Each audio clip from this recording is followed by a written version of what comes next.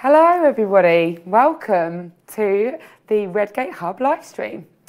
We're here today from Cambridge, England to bring you the livestream of the Redgate Hub. My name's Annabelle and I'm the Communities and Events Marketing Manager at Redgate, and my job is all about communities and events and Friends of Redgate. So it's awesome that I get to do this today and present to you. This is actually our third live stream event that we've hosted. We started them up at the end of last year when we did the SQL in the City live stream. The idea of that was that we wanted to reach way more of our customers than we had done ever before. We started SQL in the City in 2011. We created that event specifically for our customers so that we could get to engage with them. And we went to lots of different cities with that event in the UK and in the US. But yeah, we wanted to meet more of you from all over the world in places that we couldn't quite reach with some of our events. So that's why we did the live stream. Last year, we reached over 3,000 people, which was amazing. And then this year, earlier on, we did a live stream for the SQL Clone launch. And that, again, was really well received by many of you. So thank you for tuning in, both then and today. So today, like I said, marks the third live stream. We're here to talk to you all about the Redgate Hub. A couple of tips just to get you started before you start off today. Please do follow along, open up a browser and go to the Redgate Hub, www.red-gate.com/hub. There you'll see what we're talking about. You can follow along with the different sections, take a look at them, read the content, read the articles. You can also go along to the forums and check out the discussions that are in there, post a question, answer a question maybe, and connect with both the Redgate community and the speakers that you'll be hearing from today. I'll be monitoring the Twitter and the forums and also the Redgate Hub live stream that's going on right now via YouTube. So feel free to ask us any questions you've got. So you might be thinking, what is the Redgate Hub? So let me tell you. We put it together specifically for our customers and the community to help you connect, engage, learn, and develop mainly. Specifically to help you get more from your Redgate tools. We want to make sure that you can get more out of them so that you can fix problems faster and get to solving your issues that you have at work. Hopefully you'll be able to do this by reviewing all of the content that we've handily put together in one place. We like to think that you'll gain insights and learn from the skills that you need to advance your career. So that's the Redgate Hub in a nutshell.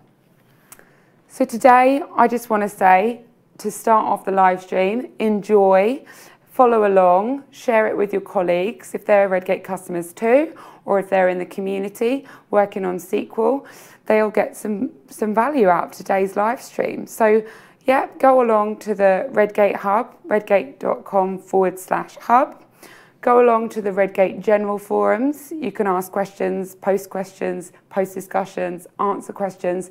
And also you might see that we've actually put in some competitions there for you to enter while you're watching the live stream. So check those out and we'll talk to you about those a little bit more later on today.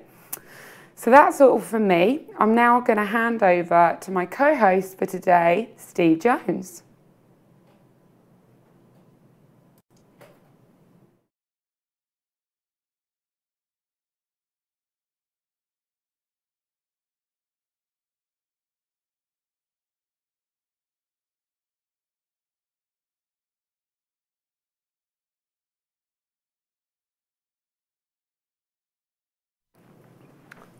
Hey everybody, welcome back to the live stream. Hopefully you enjoyed that little intro from Annabelle. I'm Steve Jones and I'm the founder and editor of SQL Server Central, and I work for Redgate as a product evangelist. And I'm co-hosting with Annabelle today. We've got information about different parts of the hub that we put together, and hopefully it's something you enjoy, and we'll teach you a few things along the way as well. Now I'm going to do a real quick introduction here about the product learning section of the hub. Now, I've been passionate about learning for most of my career. Spent the last 20 years as part of my job or a side job trying to educate people about how to be better data professionals, how to learn how to work with SQL Server better, get better in your career, kind of move forward in life. And so I have this passion for learning. And Redgate does too. That's one of the reasons they sponsor SQL Server Central, they sponsor Simple Talk. They send us to various events around the world to help teach you different things about SQL Server as well as about our Redgate products. But we want you to just become better at your job. So we put together different parts of the hub, and in one of them we've got the product learning section. Now the hub is right in the top menu, and if you go there, you see we've got some number of different sections, including Simple Talk, which we've now put into the hub. But product learning over here on the left is the item that I want to talk about. And product learning has a number of goals where we're trying to teach you different things. The first goal is we want you to become better at your job and solve business problems that you actually have. So we know that ultimately all of you just need to get things done, right? I've got to work tickets, I've got to accomplish changes to my application, I've got to meet client needs, and so we're trying to provide you a bunch of information, both generally about different problems that you might reach or need to solve, as well as specific things with Redgate products. So when I look in the hub, you see under product learning, I've got all these articles that talk about different ways that I can solve problems. And most of them have to do with our products, right? We're selling software, and our job is to make your job easier. But we also have other items as well. So like Grant has this great article on protecting production data in non-production environments. Now, we give you some solutions with Redgate products, but there are certainly things you need to understand about that topic that are applicable to everybody, not only our customers, but just anybody else working with data. And we've brought some of our knowledge here. Now, over here on the right-hand side, I've got all these different products that I can choose. And let me pick Compare, because Compare is one of those core products. It's been the first product that Redgate built, and it's evolved through 12 versions now across the last 20 years. And I wrote an article here a little while based on an actual problem that I had when I worked for J.D. Edwards. We were a customer of ourselves, right? J.D. Edwards builds this ERP software, and we had all these tables in here that some of you that might work with J.D. Edwards knows we have all these wonderful F002, F005, et cetera, tables that contain all the information the ERP system uses. And we couldn't touch those. We couldn't modify those because obviously when we apply patches from the J.D. Edwards system, we need them. But down here at the bottom, you'll notice I have a few different tables here. And we would add different items to the system for reporting purposes or for denormalization.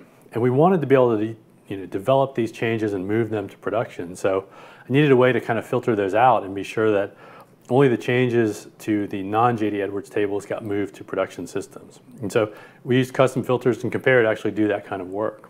And so if you have that kind of problem to solve, we can show you how to do that. We also have another goal in the product learning section as well, and that's that we want to ensure that you learn more about the products if you're a Redgate customer, or you have the ability to research and see how they might help you if you're a potential customer. So when I look through some of the various items on here, Prompt is a great example where I'm trying to become better at writing T-SQL. I want to be faster and smoother, and so we've got a number of articles here. Like Louis Davidson did this series on using the new formatting styles that let you kind of customize it in ways that you couldn't do in the past and ensure that everybody in your team formats together. We've got various configuration items as well. You might discover some new features that you never thought about in some of our products by just browsing through here. And the last goal, of course, in product learning is that we want to ensure that you can not only solve problems, but be a little bit proactive when necessary. Ultimately, you'd like to find those problems before customers do. You'd like to see potential issues, and you'd like to solve them.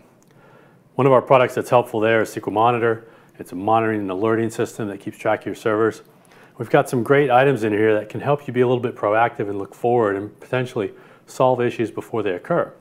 So Grant's got a couple nice articles here. We've got this lovely one on monitoring backups with SQL Agent. And then we've got this one about troubleshooting execution plans. Now, he uses SQL Monitor to do that. Certainly, though, the way that he troubleshoots the queries, you could do it without SQL Monitor. SQL Monitor just makes it easy. So if you're a customer of SQL Monitor, you can use this.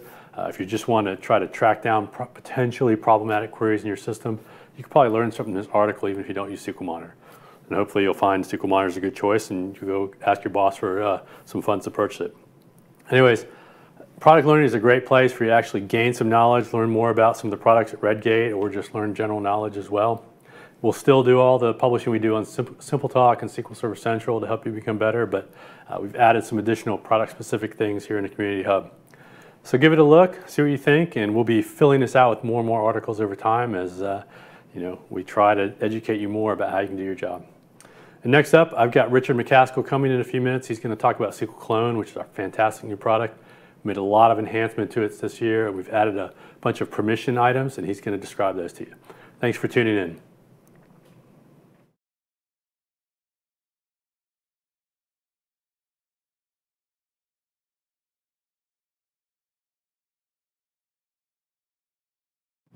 Hi, good morning. I'm Richard McCaskill. I'm a product manager at Redgate. You've just been hearing from Steve about some of the product learning articles on the Redgate Hub, and I'd like to show you in a little bit more detail some of the new features in SQL Clone, Redgate's database provisioning tool.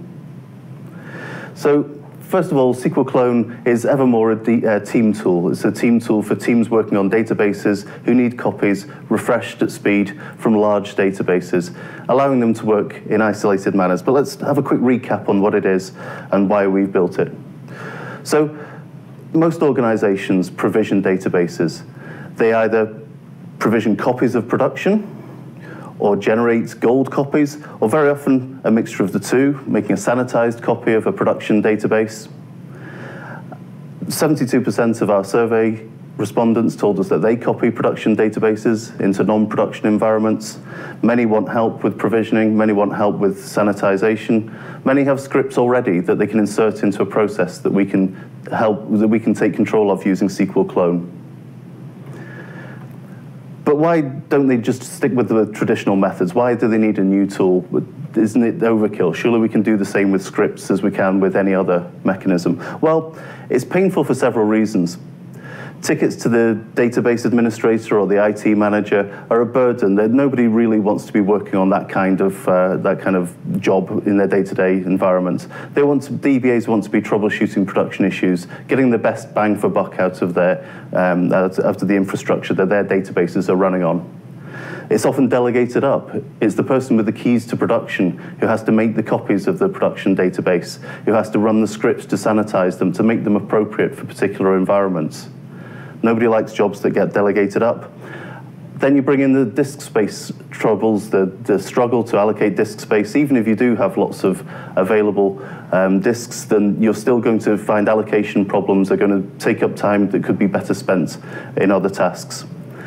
And that time when the database is copying in, when you're coming out of a meeting, you've decided to work on a hotfix, on an urgent piece of work for a customer that has to be there on Monday morning. The time when the database is being copied, when it's being made appropriate, when it's being reset, after certain changes have been made, after a mistake has been made in making changes, that's dead time for development teams, and no one can afford that these days. How do we manage the swap out of the permissions, the copying of MDF, LDF files into locations where the disks are laid out differently? Most of us put together scripts. We put together scripts that end up being brittle because they don't take account of the schema changes that that are undertaken over time. They don't take account of new sensitive data or new rules about which data is sensitive and which isn't. They don't take account of the changing user environments, new users in development environments that have to be mapped correctly. The scripts are brittle, they're difficult to maintain, they're burdensome. And we end up with stale copies because of all that. We end up working on databases that are weeks, months, we've even seen years old copies of databases sitting there for tests that become increasingly difficult to manage and development work that becomes ever less productive. So we end up working on shared databases. We end up working on the amount of disk space that we can allocate easily, on the copy that we can make because it's burdensome to make copies, and we stand on each other's toes. We have to reset the environments back again so that we know that we've got a safe baseline to perform our changes from. So this is pretty painful. Provisioning is no fun, but SQL Clone can help.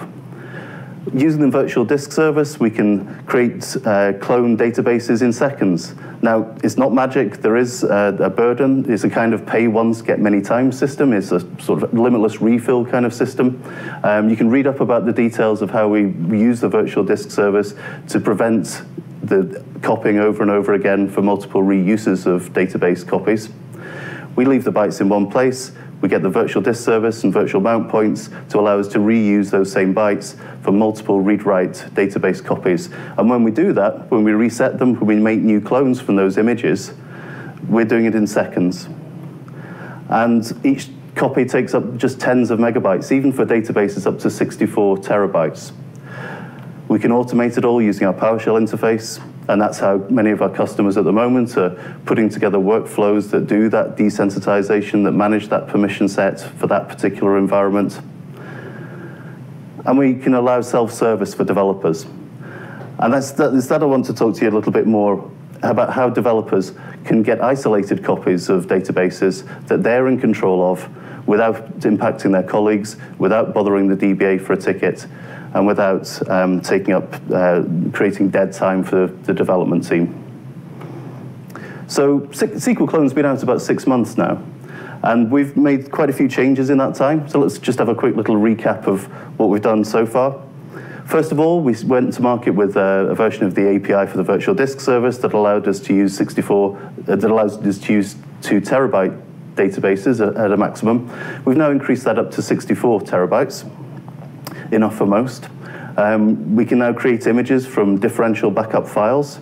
So these are the backup files where you're creating the weekend copy and then the incremental copies Monday, Tuesday, Wednesday. We can, if you reference all those backup files, we can make an image from those. Password protected backups are supported.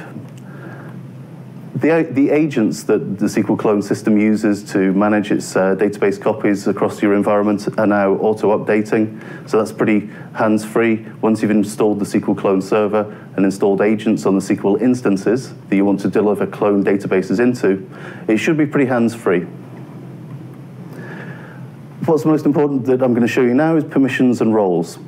So we heard from customers who had invested time in SQL Clone, invested time in putting together workflows for creating their, especially the large databases.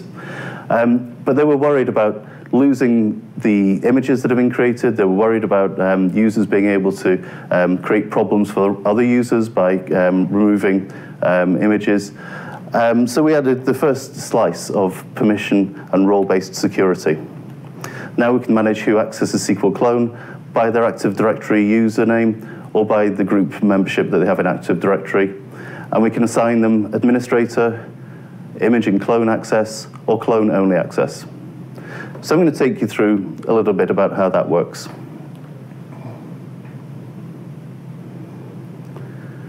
For the first part of my demonstration, I'm an administrator using SQL Clone to deliver a clone image and make it available for developers.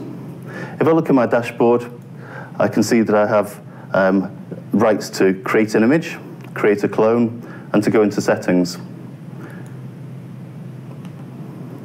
If we have a look in those settings, we can see that I've got the right to, that I've got the right to control the settings, so I can go into this permissions tab here, and I can assign role membership for particular users or groups in my organization. So as a member of a product manager group, I'm an administrator, but several of these members are clone-only users.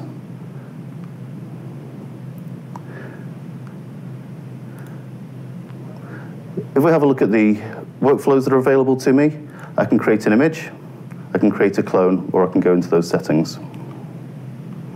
Now I've created an image here. This is a good size image. This is 3.7 terabytes. This took a long time to create. Now, running this from a backup file, this took me about 24 hours to create this large database image. The create clone operation, of course, is very quick. But I would be pretty unhappy if any of my developers in my dev team went in and accidentally deleted this image and prevented us from making use of it in the future. So I've got the rights to delete the image, of course, as the administrator. But if I log in as one of the other members of the team, and in this case, I'm going to log in as, pardon me, the cursor of the demo.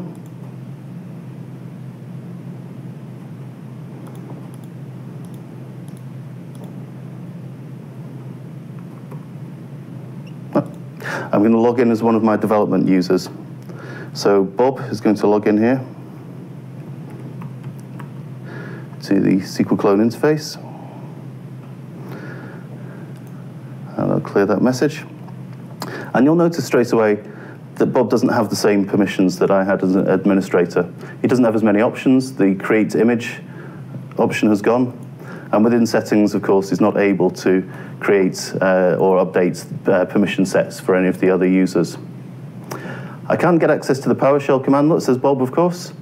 And of course, inside the PowerShell commandlets, my permission sets will still be on, and I'll get an error if I try to delete an image. But I can help myself to clones, and I can reset my clone. So if I look at my clone that I've got here, Bob's Analytics clone, I can reset that. I can delete it and recreate it. I have complete control over this isolated copy of a large database that has been made available to me by my administrator. If I want to create new ones, I can do so.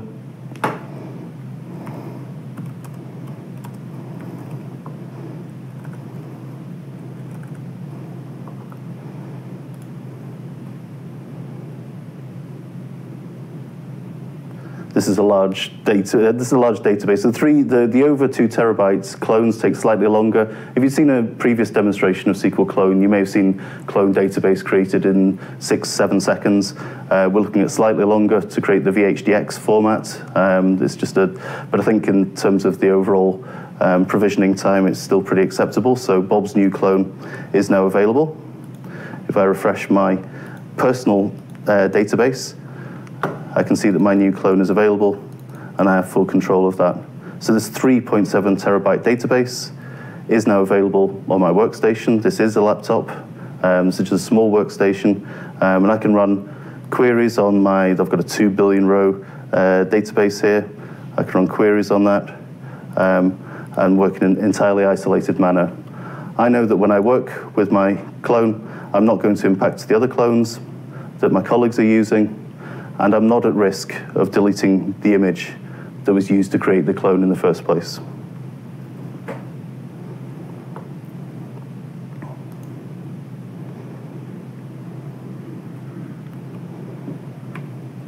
So they have permissions and roles in SQL Clone, helping us to work as a team tool and stopping us from stepping on each other's toes, which after all was much of the reason that we started to use SQL Clone, to have isolated development in the first place. So what's coming up in the pipeline? We've got file stream support. Memory optimized tables will be available as part of SQL Clone images. We're allowing customers to tag environments so they can organize the images and clones. We've also had several customers who have identically named machines in different environments. They're separated by VLANs and such like. This will allow them to still use SQL Clone and segregate these environments appropriately. We've had a lot of requests for script runners, so many of our customers are using the PowerShell interface to create custom workflows. If you could do so in a repeatable manner inside SQL Clone, many people would prefer to define it there and then request that the job be rerun. But we want to know more. We want to know what you need. We want to know what your scenario is and exactly how you can imagine SQL Clone helping you. If there's anything that it doesn't do now, please let us know. We do listen. So download the trial, give it a go if you haven't already, and let us know what you want to see. And most importantly, why you want to see it. What is your workflow? How can instantly standing up databases or near instantly, resetting them near instantly, whatever the size, in your development and test workflows or in any other workflows, how does that work for you? And what could SQL Clone do to improve your workflow? So visit the hub. Go to the forums, ask us questions there. We do get straight back to people, and we are very interested in hearing every use case that you can imagine for SQL Clone. The email still works, sqlcloneteam@redgate.com, or drop me a line on Twitter, and I'll get back to you at Data Macass. Thanks very much. Thank you.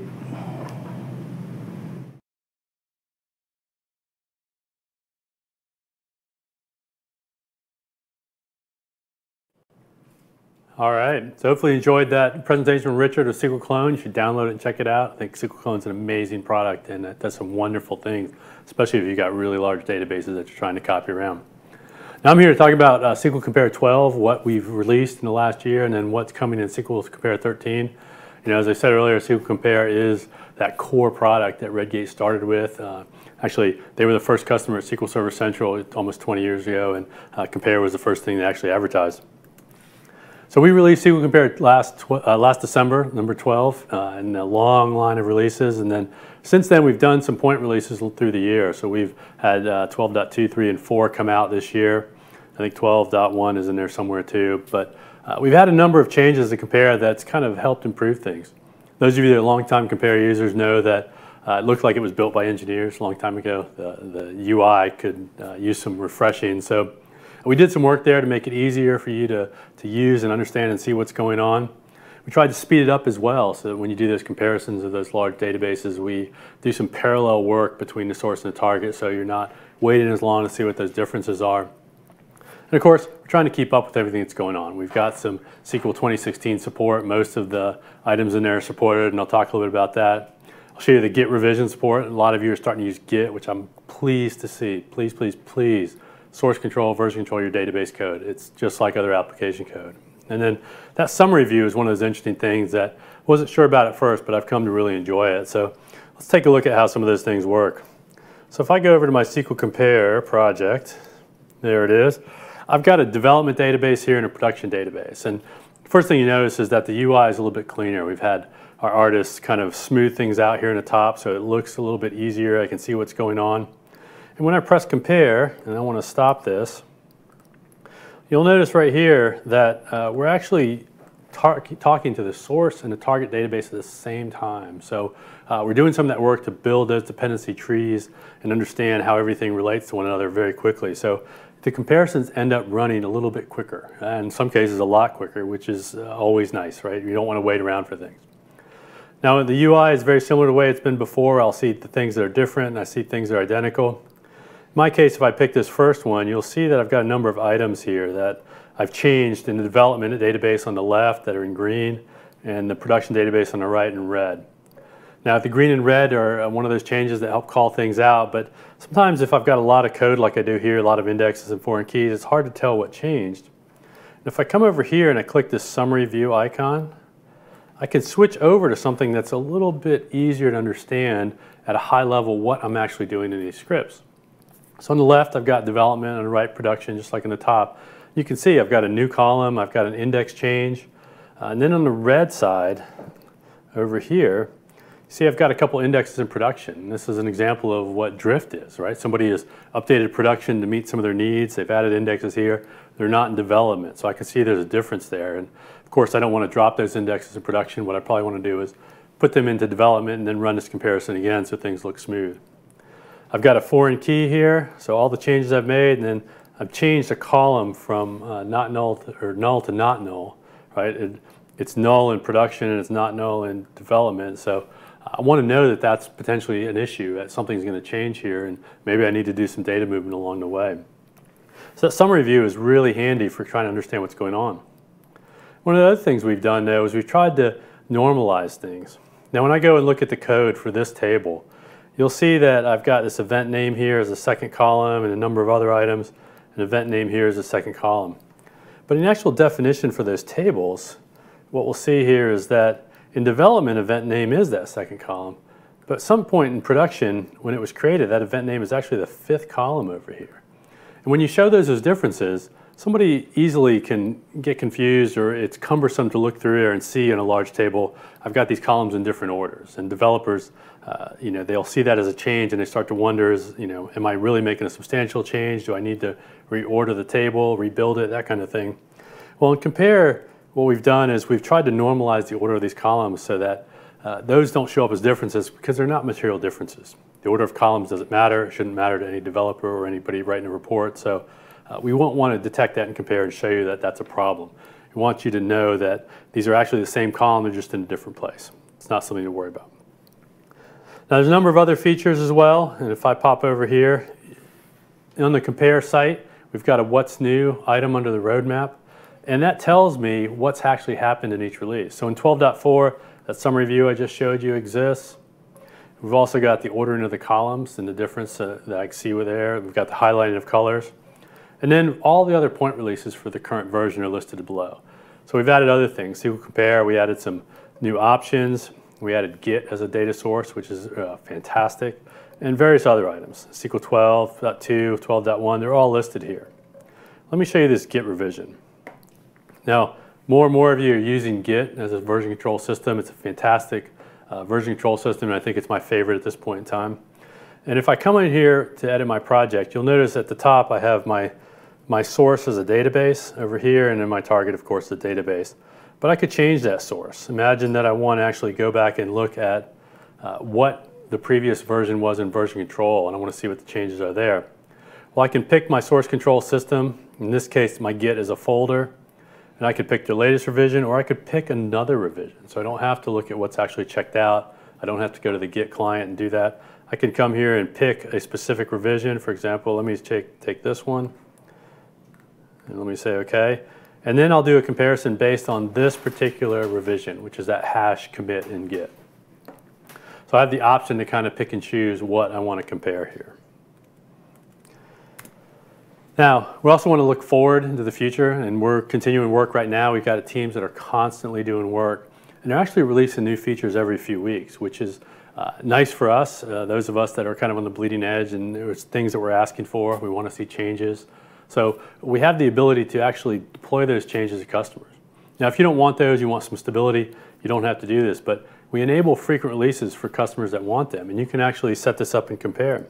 So if I pop back over to compare, let me cancel out of this, and I go to my help menu, you'll see that there's a check for updates where I can check for what's changed, but I also have this configure frequent updates item.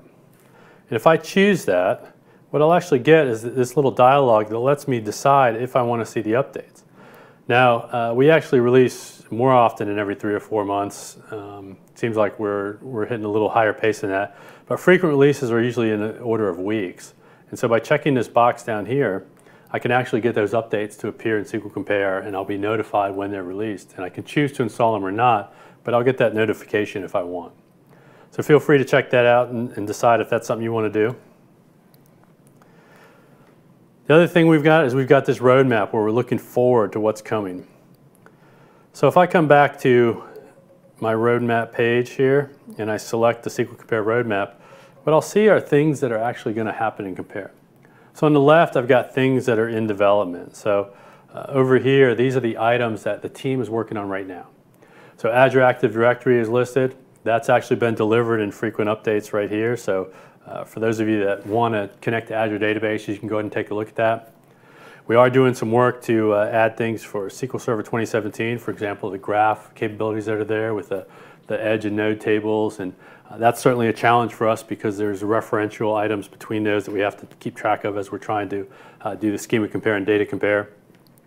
We're doing additional work on temporal tables, the system version tables, because they are a complex item, and there's some basic support released in version 12, but we want to add additional items to that in version 13 and kind of cover everything else. So those are the items kind of in development right now. In the middle, we have items that we're researching. So these are items that are kind of on our product list. We haven't decided when to work on them or what priority, but they're items that we want to move in this area. So we want to certainly support 2017 when that releases sometime this fall. And then the shared setting is an interesting one. We've heard from a lot of you over the years that you want to use some of our tools in a team setting, and more of you are trying to integrate your development together. So we're doing some work in shared settings. So we want to be sure that in a team that you can share projects and share settings between developers, get new developers set up easily. We also want to share settings between our different products. So some of you might be familiar with the SQL Prompt coloring, where we color the connections to different servers. So, you know, red is production and green is development, and try not to run things in the wrong environment. We want to expand that out and make sure when you do something in Compare, we would actually show you the same colors as well, and various other settings that you might have between the products. We want to make sure that they flow from one to the other easily, and that we just make you a more efficient developer. And then over here on the right-hand side, we've got these feature candidate items, things that we're thinking about working on. And we'd like to hear from you. You know, in the hub that we're introducing today, we've got these various forums that allow you to start discussions with the product team and support and other people, and let us know what works and doesn't work, what you'd like to see. So please let us know if there are things you'd like to see in Compare. We are looking at sub-object support, so rather than complete objects, maybe we'll only allow you to compare certain changes or certain parts of objects. That's a big one for me I'd like to see. And then dependencies. A lot of you have some complex environments where I don't necessarily want to deploy all dependencies. I want to be able to filter that out better. So we're doing some work there and thinking about how we might attack that kind of problem. So SQL Compare is a great product. We've heard from many of you over the years. Here's a great quote from Robert Sondels that buying SQL Compare is like buying time, right? It just makes your life easier and makes everything work smoother.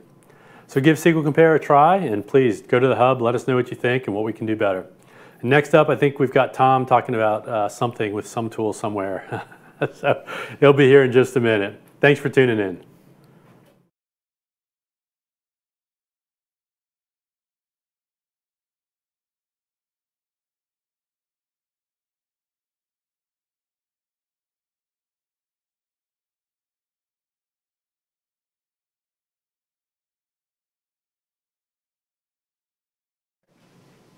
Hi everybody, and welcome back to the Redgate Hub live stream.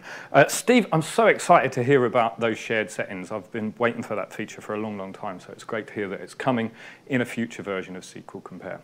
So I want to talk to you about something a little different but connected to SQL Compare, and that's actually moving from application automation to true DevOps by including the database. To introduce myself, my name's Tom Austin. I look after our pre-sales engineering team here at Redgate, and as part of my job, I speak to people on a daily basis, organizations from all around the globe that are trying to adopt DevOps practices for their organization. And quite rightfully, many of the people that I speak to are really proud of the work that they've put in and the efforts that they've gone to bring these practices to fruition. They talk about how well they've got different teams working together. And they're also equally proud of the automation pipelines that they've been able to set up. And it's not uncommon for them to tell me how they can actually make a change, commit that to source control, and through some automated process, they have that delivered to a target environment in just a few moments. But actually, when I push back slightly and say to them, what happens when there's a database change involved, then things often go a little bit quiet. And this is what I think is part of the problem, perhaps, with how organizations are embracing DevOps practices. The database is being forgotten. Many of the organizations that I speak to, when we push it that little bit harder and dig a little bit deeper, tell me that actually, if the database change is required, then they fall back to having to wait 2 to 3 days to have that script reviewed, to have it sent through the DBA team before they can actually deploy that change. So today I want to kind of address this in 3 different areas. So first of all, I want to talk a little bit about taking those DevOps practices and applying those to the database, enabling us to remove that bottleneck from the process so that we truly can freely flow that value through from development ultimately up to production. And in doing so, we're actually going to standardize our approach to automation. We're going to look at taking exactly the process that we've got for our application code and mimicking that for the database so that we're aligning both sides of our system. So Redgate has, of course, an abundance of very database-centric customers. And off the back of the State of DevOps report, we wanted to take a slightly more database-centric view.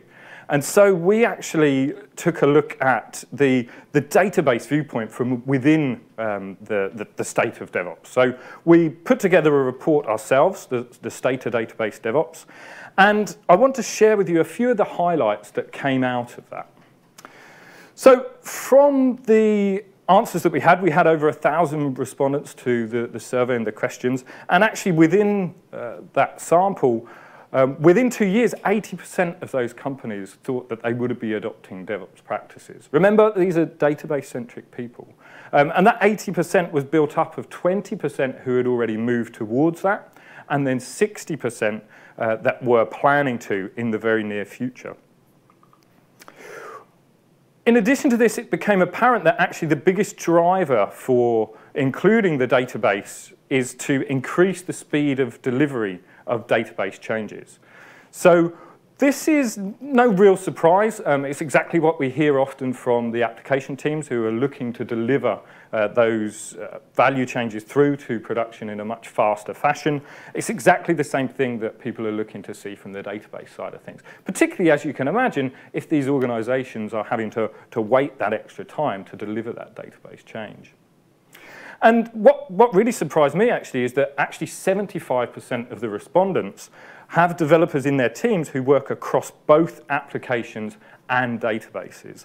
So actually, the people that are already benefiting from these rich processes that have been put in place for the application are the exact same people who could benefit from the same for the database. And they already know that it's possible, but they just haven't got the right components in place to enable it across both sides of the equation, if you like. So I mentioned that 20% of organizations have already taken some steps towards embracing DevOps practices for the database. And Redgate are working with a lot of organizations on this already. I wanted to share with you a sample of the teams that I've worked with personally, and also a couple of quotes that we've had from these organizations. So the first one that I think is really important to mention here, Yorkshire Water, Dave Fenton, he mentioned it's now a minor overhead to deploy. We predict the return on investment to be in the order of 700% over the next 5-year period. And I love this, it's now a minor overhead to deploy. It kind of suggests that deployments should become boring and simple. They should become really just a thing that happens so frequently, we don't really have to worry about it happening. And that's really what we're trying to push for the database side of things here.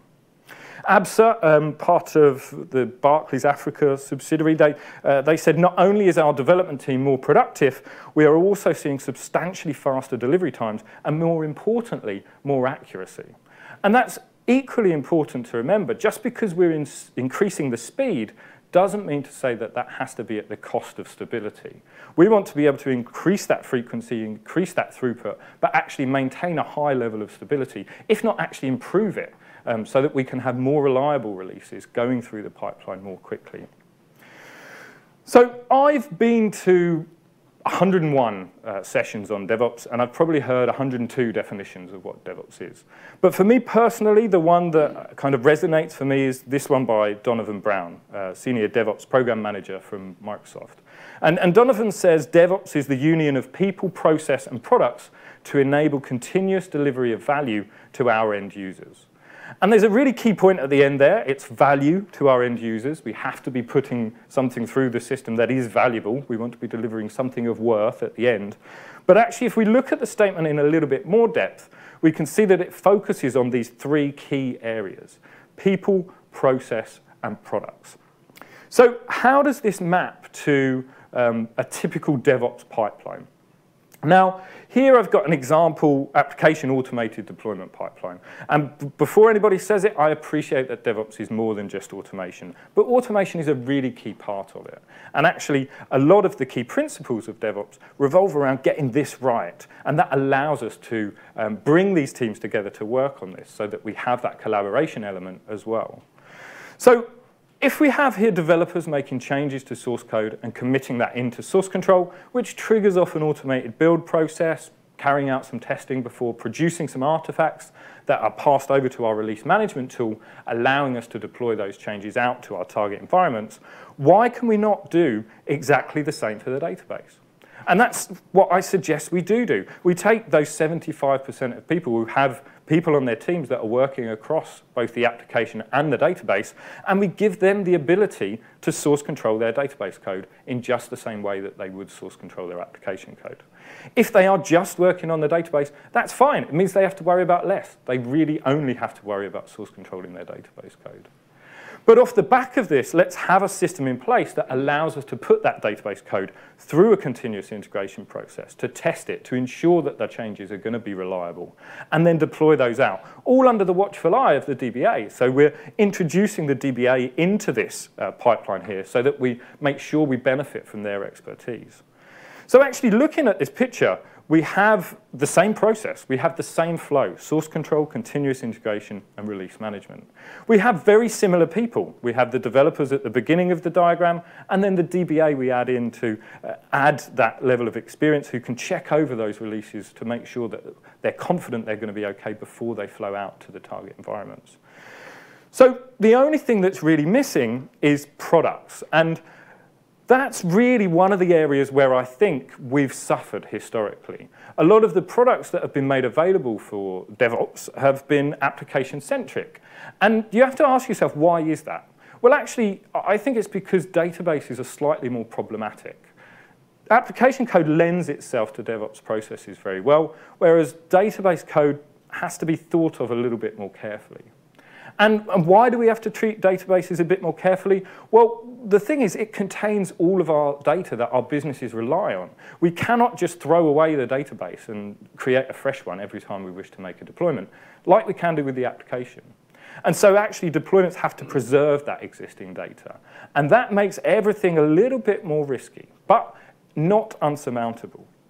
In addition to this, we have different types of data that we need to maintain. So we have our production data, so that data that's produced by our database functioning in the way that it was intended, but we also have to manage our static data, our reference data, and make sure that that's appropriate based upon the environment that we're deploying to. And many of the tools are really designed for code. They're not designed for managing data. So we have to overcome this challenge as well. And also, on top of all of this, we have this problem of database drift. Now, database drift is the result of many of the other things that we've already mentioned here. And often when we talk about DevOps and continuous deployment, we have this idea of cycle time. And cycle time really is the amount of time it takes for you to come up with a fix for something, put it through your process of testing, staging, and then ultimately deploy it out to production. And unfortunately, many organizations, when I talk to them about their cycle time, they measure that in days or weeks or months, or haven't yet heard years just yet, but it's a long period of time. And what that leads to is actually this situation whereby it would cost more to obey the normal process and put a change in development and push it through the normal stages than actually the risk is worth of just making that change in production. So although we might be the first people to point fingers and say you should never make changes directly in production, people do because it's seen as the lesser evil in this case. So what that means is our production database no longer represents the state that we expect it to. And therefore, when we look at how we can deploy code changes there, we have to embrace the fact that it might not be in the starting state that we thought it was going to be in. So how do we fix all of this? Well, if we're going to be deploying changes, we need to put something in at the start of the pipeline. So we need something that's going to exist in source control. And this is really where we have to make our first decision. Whatever we put in source control is going to have to relate to the way that we wish to deploy these changes out later on.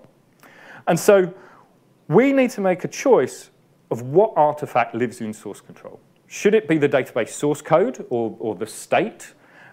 This is probably the most similar thing to application code that we would put in source control. Or should we capture those upgrade scripts, those individual changes that we want to apply to our target environments? Which is the right thing to store in source control? The truth of the matter is there's no right or wrong answer. Perhaps maybe both would be best, but let's take a look at the different options. So I'm going to call this state versus migrations. We're going to talk about state first. So state is that the one that most closely represents application code, the most similar one. And what we mean by this is that actually in source control, what we're going to capture is the state of the database before and after a change has taken place. So at any point in time when we do a commit to source control, we'll capture that state and store that as a reference point. And then later on, when we come to deploy that change out to a target environment, we can do a comparison using something like the SQL Compare engine to dynamically work out what needs to happen in order to make the target state match the source state. So we're actually producing our deployment code right at the very end when we're just about to deploy the upgrade to the target. Now, the alternative is the migrations-based approach. And this means rather than paying attention to the before and after or the states at any given point in time, what we actually capture is the change that we wish to apply. So the middle section, the arrow here in the slide that we're looking at. And what that leads to is by capturing these small incremental changes over a period of time, we have a series of scripts that we can store in source control. And when we come to deploy, we can simply run one after another, after another, after another, in exactly the same order that they were added to the source control repository. And this piecing together of those individual changes will ultimately bring our target database up to that desired state. So, two different options. Which one's best? Well, depends on what you're looking at really at the time. Here we can see two different areas. We've already spoken about versioning, keeping a history of changes that we've made to our development environments, and also automation. How do we actually take some of those monotonous tasks out of the process so that we can focus on adding value? And depending on which of these ones you're thinking about, one of the two options is probably more appropriate. If we take versioning first of all, naturally state lends itself to versioning really, really well. The reason being things like per object history. In a state-based approach, you have an individual script that represents each individual object. And so you can look back at that script over time and see exactly how your stored procedure, for example, looked yesterday, looked last week, looked last month, and you can do comparisons between those states. Whereas, of course, with the migrations-based approach, you have a series of incremental change scripts which may or may not affect that given stored procedure. So the only way to look at how that stored procedure has changed over time is to actually look at every single migration script that's stored within your source control repository and see whether it made any changes to that particular object. So it's not as simple to see. For the similar reasons, merging on deployment conflicts, this is also something that the state-based model handles really, really well. We can see if we have one script that's meant to represent a database object, if one developer has one version of it and another developer has another version of it, we can see the differences very, very easily between those two. And actually, it can make it really easy to bring those two together as well. Whereas in the migrations-based approach, we might have a number of different scripts that have been produced by each developer, which may or may not touch a particular object. It can be tough to spot where two scripts are touching the same object, and even harder to actually bring those together. And of course, if we have these point-in-time references, then it makes it really simple to roll back. We can use, again, something like SQL Compare to compare the current state of the database to that previous point-in-time marker and dynamically generate a rollback script to bring us back to that point. Whereas with a migrations-based approach, we would have to look at each of those individual migration scripts and work out how to undo those changes that have been affected by that script. When we come to automation, though, the reverse is true. So one of the great benefits of the migrations-based approach for automation is that actually the scripts that you produce up front that are added to source control are the exact same scripts that you're going to use when you come to deploy out your changes. So by the time those scripts reach production, they've been used time and time and time again to deploy the exact changes as authored by the developer in the first place, pushing that change up all through the environments to production. And it also means that actually we can be very careful over how we are handling a deployment. With the state-based model, we've mentioned that we're not producing the deployment script until right at the very end of the process. Whereas with migrations, we're defining up front. So if we want to control how a particular deployment is handled, we can do that with migrations. We just amend that migration script before adding it to the source control repository. And because of that reason, we're also able to control exactly the dependency ordering within our deployment scripts. So we can make sure that we deploy things in the exact order that we want to, that we need to make sure that our change reaches its intended target in the intended form. So two different approaches, two different ways of looking at it. Which one's best? It's still tough for us to say. But there's tools now that are available that support both of these approaches. So first of all, if we talk about the state-based approach, then some of you may be familiar with Visual Studio database projects. This is very much a state-based approach. It captures the state of database objects at a point in time. And when it comes to deployment, we use a comparison engine to dynamically work out how to change the target environment based upon that desired state. On the other end of the scale, we have the migrations-based approaches with things like DBUp, Flyway, Liquibase. And this is where we're actually authoring those change scripts and just applying them to the targets in the correct order to bring our target database up to that point.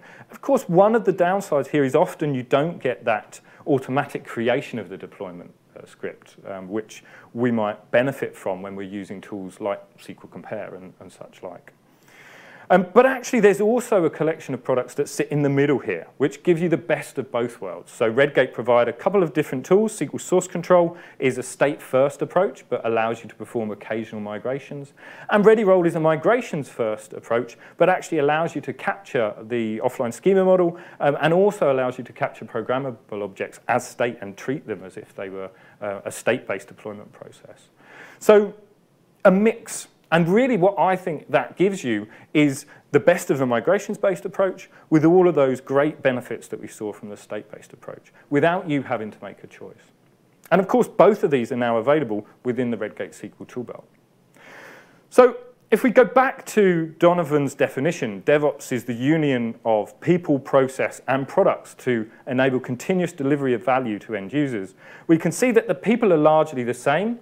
We introduced the DBA into the picture. And the process is very, very similar. We're still source controlling our changes. We're still using continuous integration with automated testing.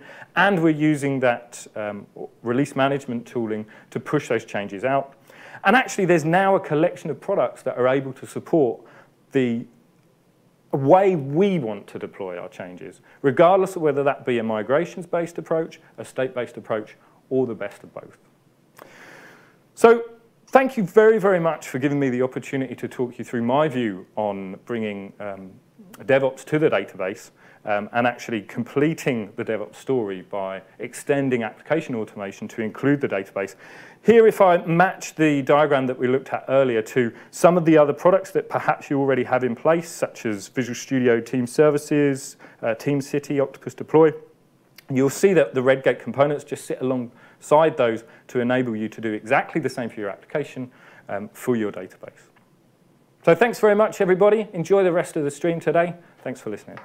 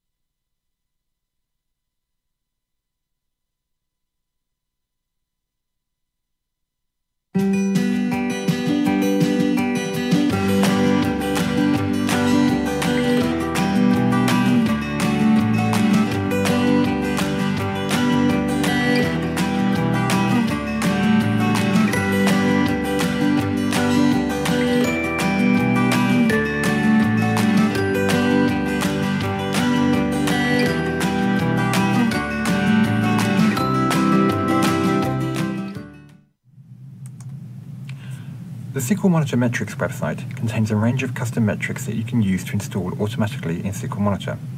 To get to the site, go to the Configuration tab within SQL Monitor. Click Custom Metrics. And then click SQL Monitor Metrics to get to the website. Now find a metric you're interested in.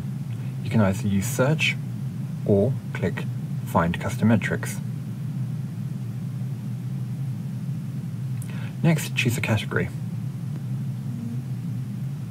Once you've found a metric you're interested in, simply click on that, and it will give you information about the metric and how to best use it.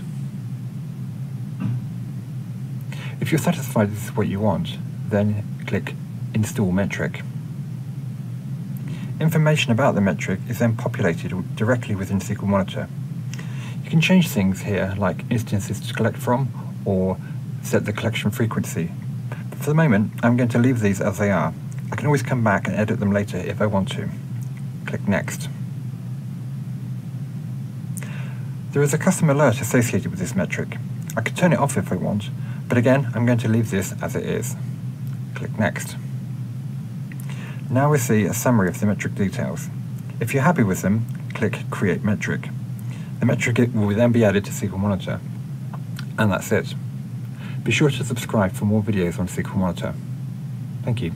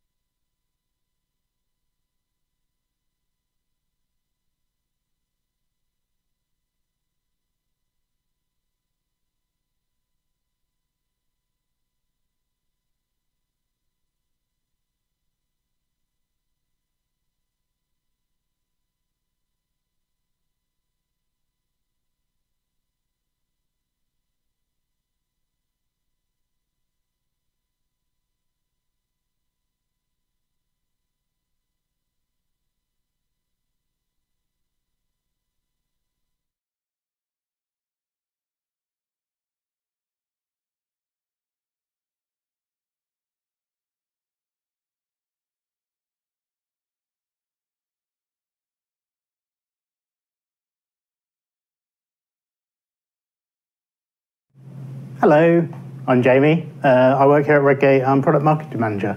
So I look after SQL Prompt and SQL Compare.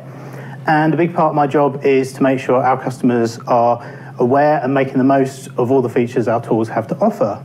So today, I want to talk you through some of the great ways that SQL Compare can help make your life a lot easier. So I'm going to show you how to implement a formatting standard for your team. But first, I'm going to show you how to set up formatting for yourself.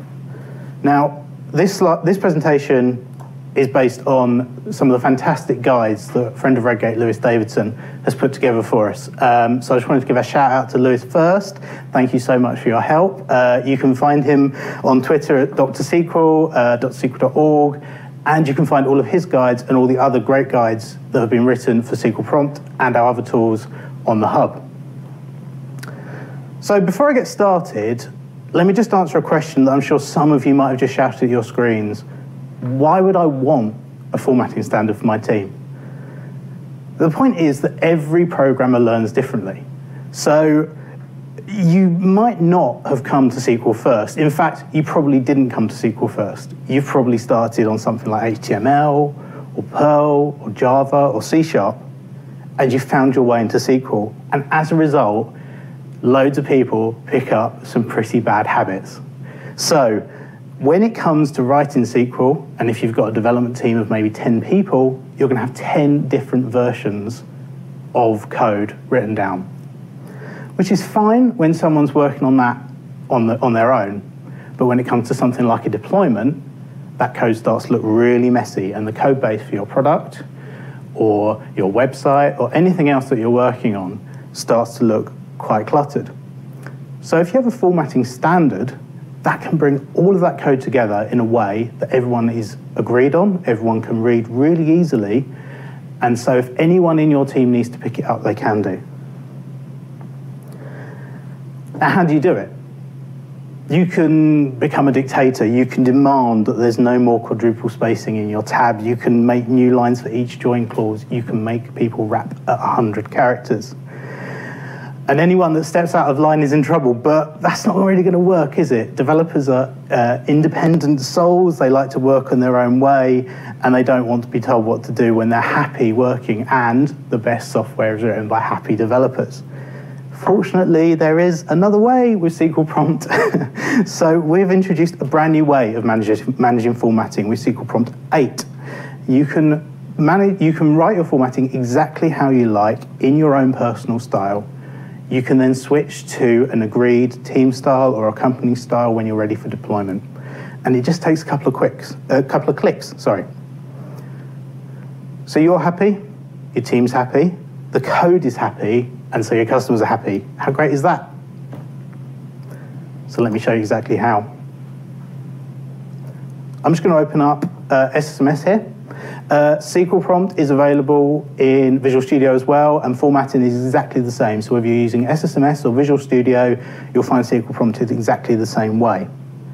Now, I've just got a little bit of demo SQL in here just to show you how the formatting will work, and you can access the formatting options in a number of different ways. You can go to the SQL Prompt menu, and you can go to the Edit Formatting Styles link just down here, and that opens it up. Before I go to that, let me just show you another way of doing it. You can right-click anywhere in your code. You can go to Active Style and Edit Styles. Now, what you'll see when you open Formatting Styles is a lot of defaults that we've already put on there for you. We've found some really common ways that loads of our customers like to write SQL, and so we've put these in here, and you can see in the demo script here how they differ from each other. At the top here, you'll start to see where your styles get added, and we've allowed you to put an unlimited number of styles in there. So you can save your company style, your team style, your style. If you're working with a client that wants their SQL written in a specific style, you can add that in too. There's absolutely no limitations to what you can use. When you want to create a new style, you just click this button here, and you start to create a style. Now you can call it whatever you want, so I'm going to call it my new style. And what you do is you copy from an existing one, so you don't have to start from scratch. A lot of the settings you'll find you want to stay the same across whatever style you set up, and then you just want to use some very specific ones for your individual one or your team one. So let's just start on the default one and click Create Style. And here you see all the options available to you. So you've got 4 main areas that you can edit your styles with. You've got global, statements, clauses, and expressions. So within global, you've got stuff like white space, so you can choose how your tabs behave. So say we want to use tabs where possible, and we actually want to put 5 spaces in a tab. That's how you do it there. This drop down here just gives you some kind of default common numbers, but you can actually type in whichever number you want there. Same with wrapping. If I want to wrap my lines at 100, like I said earlier, stick it in there, and we're away. And what you'll see down here, this preview is showing you exactly what that's going to look like. We give you some code that is related to what you're working on up here, so you can actually see something happening. But if you want to see what it looks like with your current query, just tick this box here, and that instantly shows you a preview of your query. If you want to look at lists, you can place your first item on a new line if there's subsequent items, always, or never. And then similarly with subsequent items as well, and you can align them across clauses. You can also add a space before commas, which we've heard some of you like to do. So we've added that in there for you. And we can put commas before items too. If we want to move down into another section, you've got statements for data and schema. So you can add, for example, in schema, columns and parameters. You can place your first column and parameter on a new line if you like, always, never, or again, if there are multiple items. You'll see this is quite a common option here. And indeed, if you want to indent clauses, you can do here too. You've got join clauses. So we've got this specific section set out for join clauses because they are one of the most important areas that people like to format. You can place a join table on a new line, for example, and indent that join table. And again, let's just have a look. This is how it looks in our current query too. You can see that's changed. Finally, expressions. So there's function calls, case, in, and operators down here. And again, this is all about adding spaces, adding space between parentheses, and any other options really that you want to work on to set your SQL out exactly how you want to read it. Now, one thing coming up very soon in parentheses is we're working on a brand new way of how to display this. So you'll see this coming on SQL Prompt in the next couple of weeks, and that's going to be lots of new options for parentheses. So that's one of the main things that you said to us you want to have more control over when you're formatting your SQL. So when you go to this section within formatting styles, you'll have lots of new options for parentheses. So when that's live, you'll see it come up on all the regular channels. Give it a go and let's have some feedback on how that's working for you. So I'm happy how this looks, so I'm going to click Save, and you'll see that goes straight into my styles here at the top. And that's actually set as my active style by default. If I want to change that to my company style, I simply click here and click Set as Active. So let's go back to that. We'll set it as my active style and we'll close it. Now within my code here, in my query, I can work on this exactly how I want as an individual developer. Then when I want to change this to my company style, I simply go up here, I go to active style, and I change that to my company style.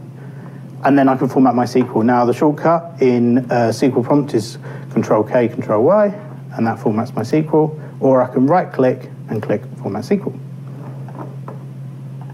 The final thing I want to show you on sharing team styles is how you can set up a style and then share it between other members of your team. So if we go back into Active Style and go to Edit Styles, you'll see at the top here, you've got your Styles folder. Now this, by default, is set as your local folder on your computer, and then App Data, Local, Redgate, SQL Prompt 8, and Styles v2. Now within this folder, you'll see that all of SQL Prompt 8 styles are saved as the very catchily named .SQL Prompt Style v2 file. Any of these can be shared with anyone else, as long as they're using SQL Prompt 8. So copy the style you want to share, and then email it to other people in your team. Alternatively, what you can do is change the styles folder up here. So you could either have a central repository or a shared folder where you put all of your styles into. That means that if you, as a team lead, want to change your team style, you can just do it in one central place, and that will update for everyone on your team. Then all they need to do when they're ready to send their finished code over to you is change the formatting to my team style, and you're done. All of the stuff that we've talked about today is available on the Redgate Hub. As I say, Lewis Davison has written these fantastic guides for SQL Prompt formatting. We've also got some great guides from other friends of Redgate, and we're continuing to add new stuff all of the time. All you need to do is go onto the Redgate Hub, go to Product Learning, and go to SQL Prompt. Alternatively, you can go onto the product page where we have got lots of great content such as videos, guides, and downloads that will help you get more out of the product. So the final thing I want to talk to you about today is a competition that we've got running on the hub. So all you need to do is go to the Redgate Hub, go to the forum, and go to categories SQL Prompt. And in there, you'll find a post in there that says competition SQL Prompt treasure hunt. Within there, all you need to do is look through all of the product guides that we've got available for SQL Prompt, and you'll find answers to a number of questions that we've asked you. If you hunt down the answers to all of those questions and answer them correctly, you'll be in with a chance to win some great SQL Prompt swag. We've got loads of stuff to give away. We've got stuff like this amazing t-shirt that I'm wearing today. We've got bags, we've got stickers, games, and everything else. So head along there right now. That's forum.redgate.com/category SQL Prompt, and you can find that competition live right now. Give it a go, and good luck. Thanks for watching.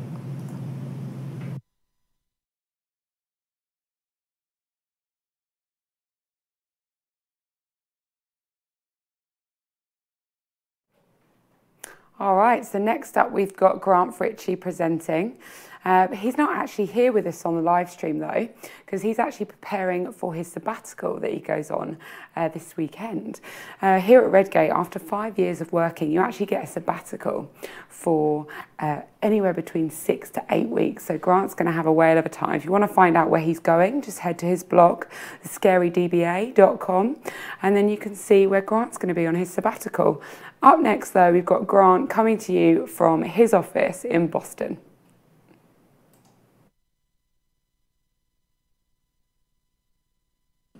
Hello, welcome to Redgate Hub live stream. My name is Grant Fritchie. Let's get started. Today, I want to talk to you about how to shift left the database while protecting the data. Pretty excited about this topic. It goes into DevOps and all kinds of other stuff that I get pretty excited about, frankly. So we're going to talk about it. Let's get a definition of DevOps. I've tried to boil down a lot of the thought and the processes and the methodologies that people talk about, which, what everyone thinks DevOps means. And I think I've gotten it down to a pretty good sentence. And DevOps is an agile culture that better supports collaboration between people. DevOps uses automation and tooling, and then DevOps does all of this in support of a process. This is DevOps. DevOps is an agile culture that better supports collaboration between people that uses automation and tooling in support of process. I think that's great. I think it sums it up. I think it covers everything we need to know. The whole idea here is that we have a common goal. We want to deliver more software, more functionality for our business, and we want to deliver it all as fast as humanly possible while still taking into account the fact that we've got a production database we have to deal with, right? And that's the whole idea.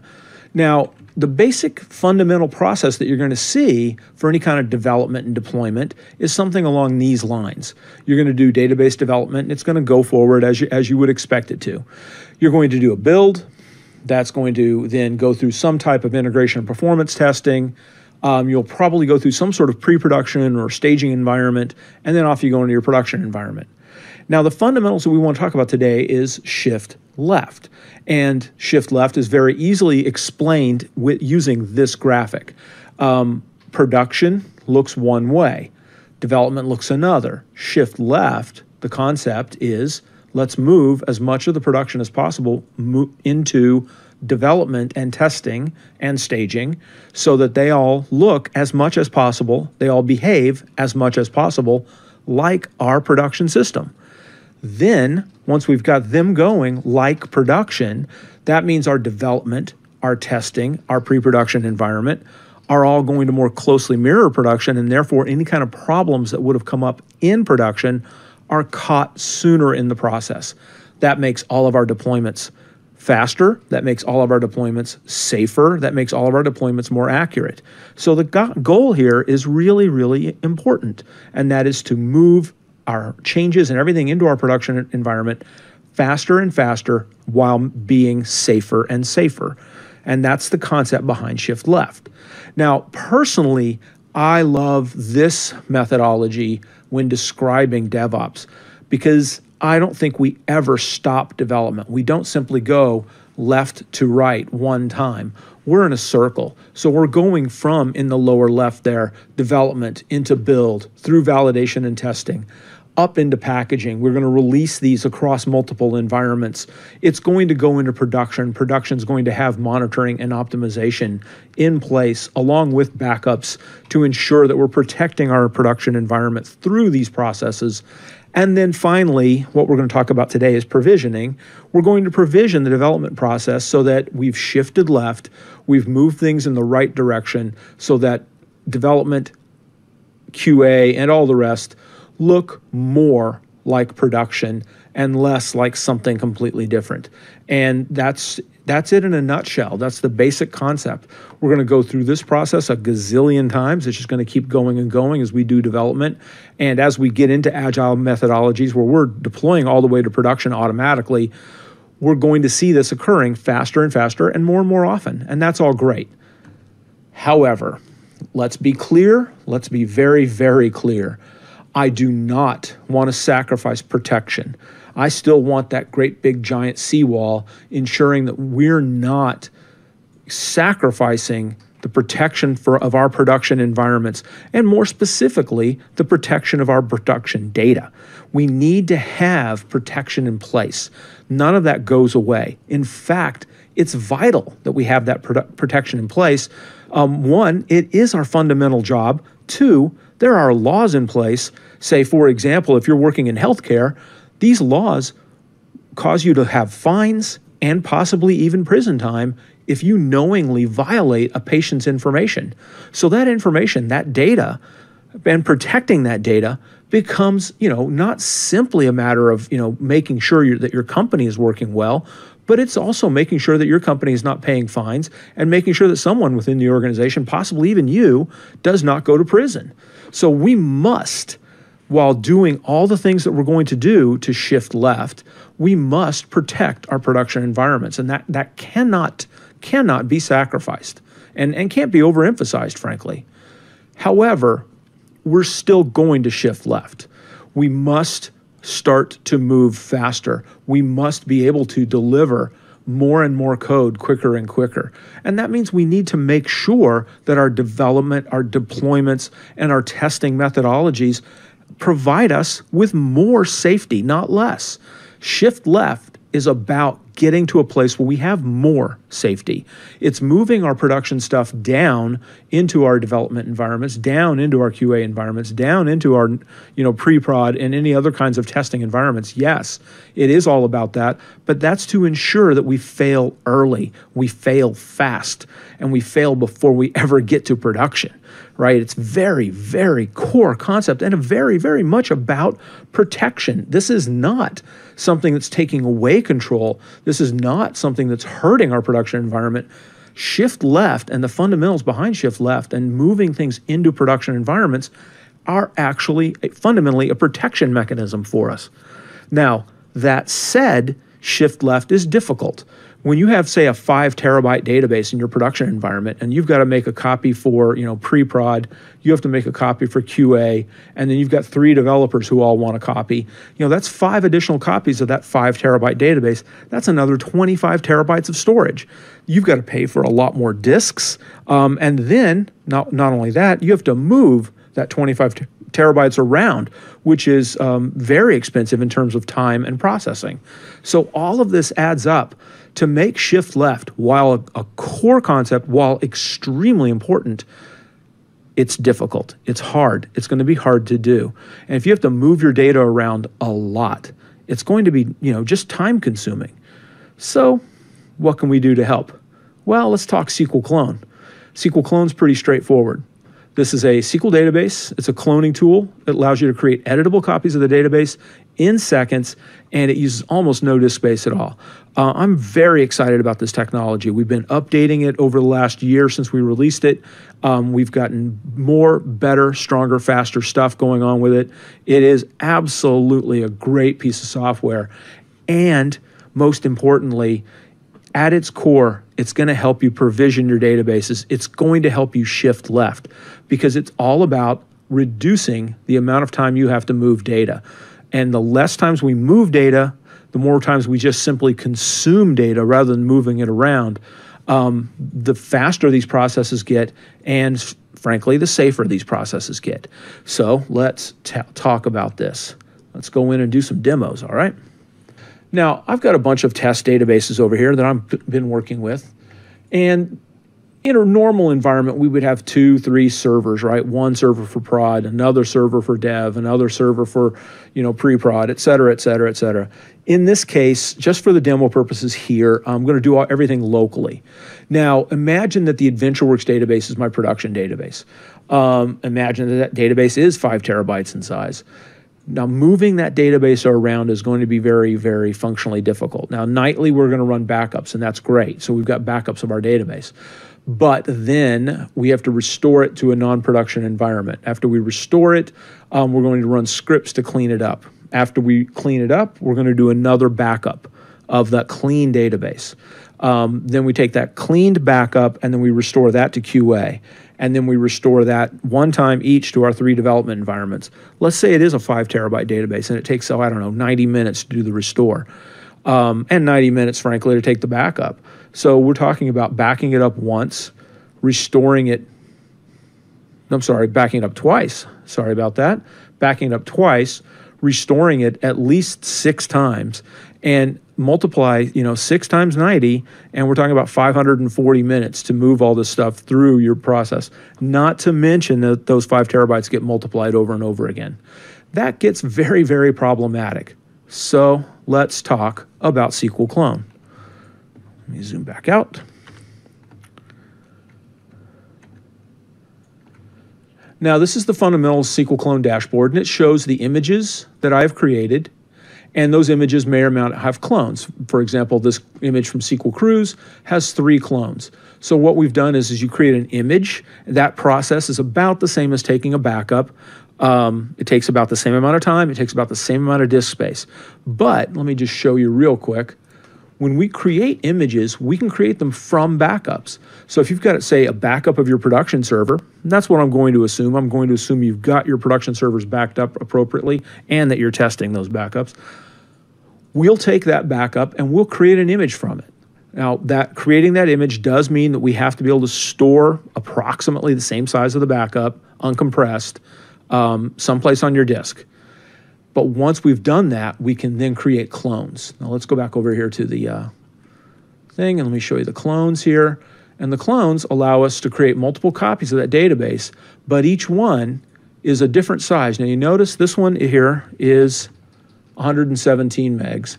This one here is 142, and this one here is 119. Now why would those be?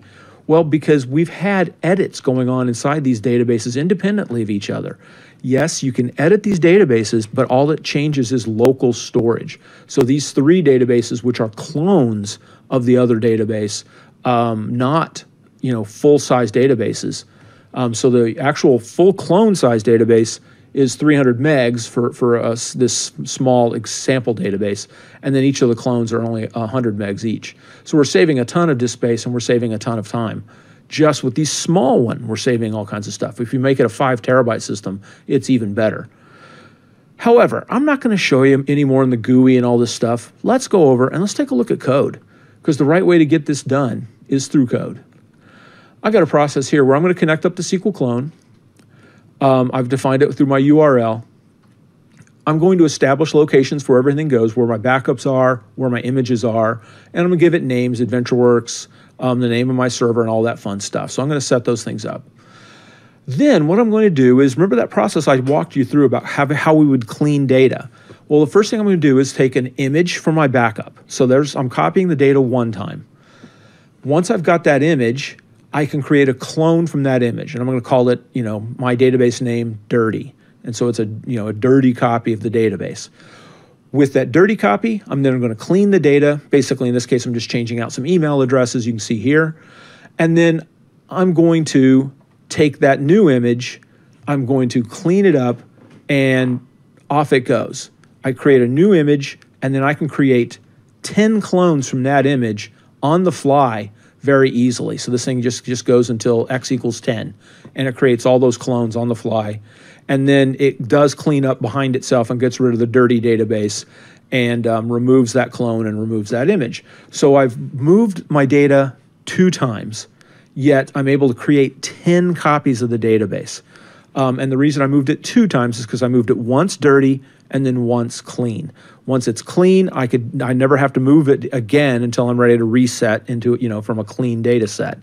But this allows me to run all of this in an automated fashion.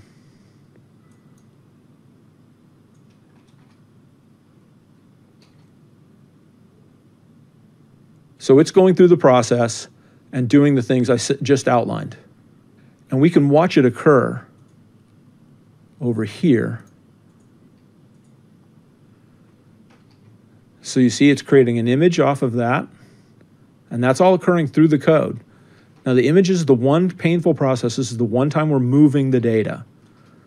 But once that's done, you'll see the clones start to get created. Let's drill in. So it's creating an image called dirty. It's down.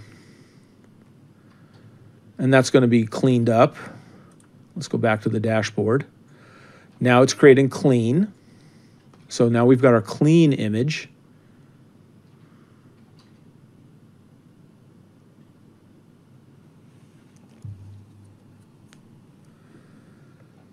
And again, this is the second time we're going to move data.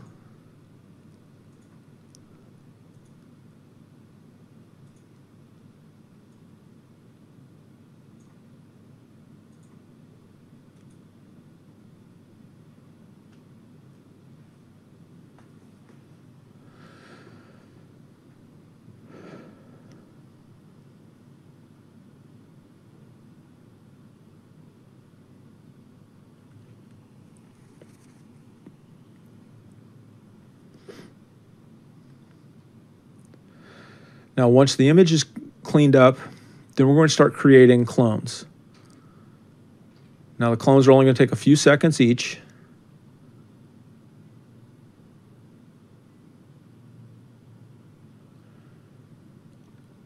And you'll notice we've gone from a 300 megabyte file down to a 48 megabyte file.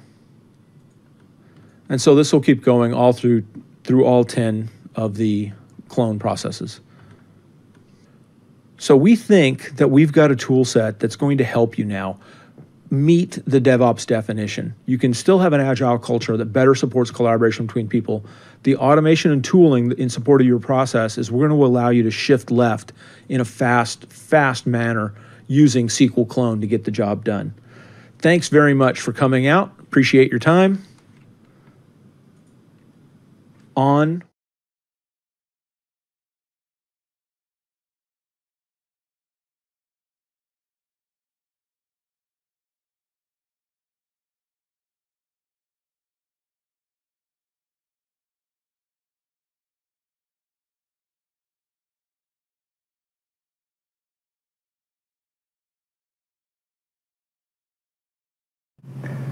Hello there. Well, thanks very much for coming to the live stream, and thanks for sticking around for the session today. So great to see so many people connected at the minute. My name's Ben, and I'm a product manager here at Redgate. I've been here for just about 7 years now, and I work on SQL Monitor. So that's our tool for telling you when something is wrong with your SQL Server environment. And it's a tool for giving you the capabilities you need to diagnose problems as well as helping you to plan for the future of your state and proactively consider the future needs of your entire environment. So today we're going to be focusing on the first couple of those areas, that is understanding when you have a problem and diagnosing the root cause of that issue. So specifically, we're going to spend time looking at the consequences of deployments that go wrong. We all hope that a deployment is going to go smoothly, and we try and practice to make sure that a deployment is going to go right by deploying first to test and staging environments, we hope. But sometimes there are just unintended consequences that cause issues in production, and we're going to be talking about how we can spot those and how we can catch some of those. Just as a spoiler alert, I'm going to be talking today about some new capabilities which span right across several of Redgate's tools, which are brand new that we're announcing today and that we talked about yesterday only for the first time right here on the Redgate Hub. So really excited about talking about them in just a couple of minutes' time. So first though, I'm going to jump out to a web page. And we're going to look at SQL Monitor from about 10:25 last night because I noticed that there was a pretty sharp increase in a few of our metrics that we might look at. So we see on this timeline, just around starting at just gone 10 o'clock, an increase in CPU usage, an increase in disk I/O, and also in weights. And these all go up rapidly. There's a kind of step change. And so we want to know what's going on here. But step 0 is not to go diagnose the problem. Step 0 is to work out, is there a problem in the first place? One of the things you want to avoid doing is chasing ghosts all over the place where it looks like there's an issue, but it turns out actually there was nothing wrong whatsoever. So you don't want to jump straight into the car and drive into the office only to discover that there's nothing to worry about. So one of the really cool things about SQL Monitor is being web-based. It is available anywhere. You can just log in from your bed or from your mobile if that's how you want to do it. So we see these key metrics, and I've selected this region of the timeline here. And if we scroll down, we can look at this jump in CPU usage in more detail. But what I'll do now is click on that, and this is going to take us over to the Analysis tab in SQL Monitor. So we're seeing a kind of more detailed breakdown of this, but what we can do is start to look at the question of, is this normal behavior for this server? So what I'm going to do is select Compare a Baseline, and we can compare against any different time period we want to, but what I'll do is look at how is this performing 24 hours ago.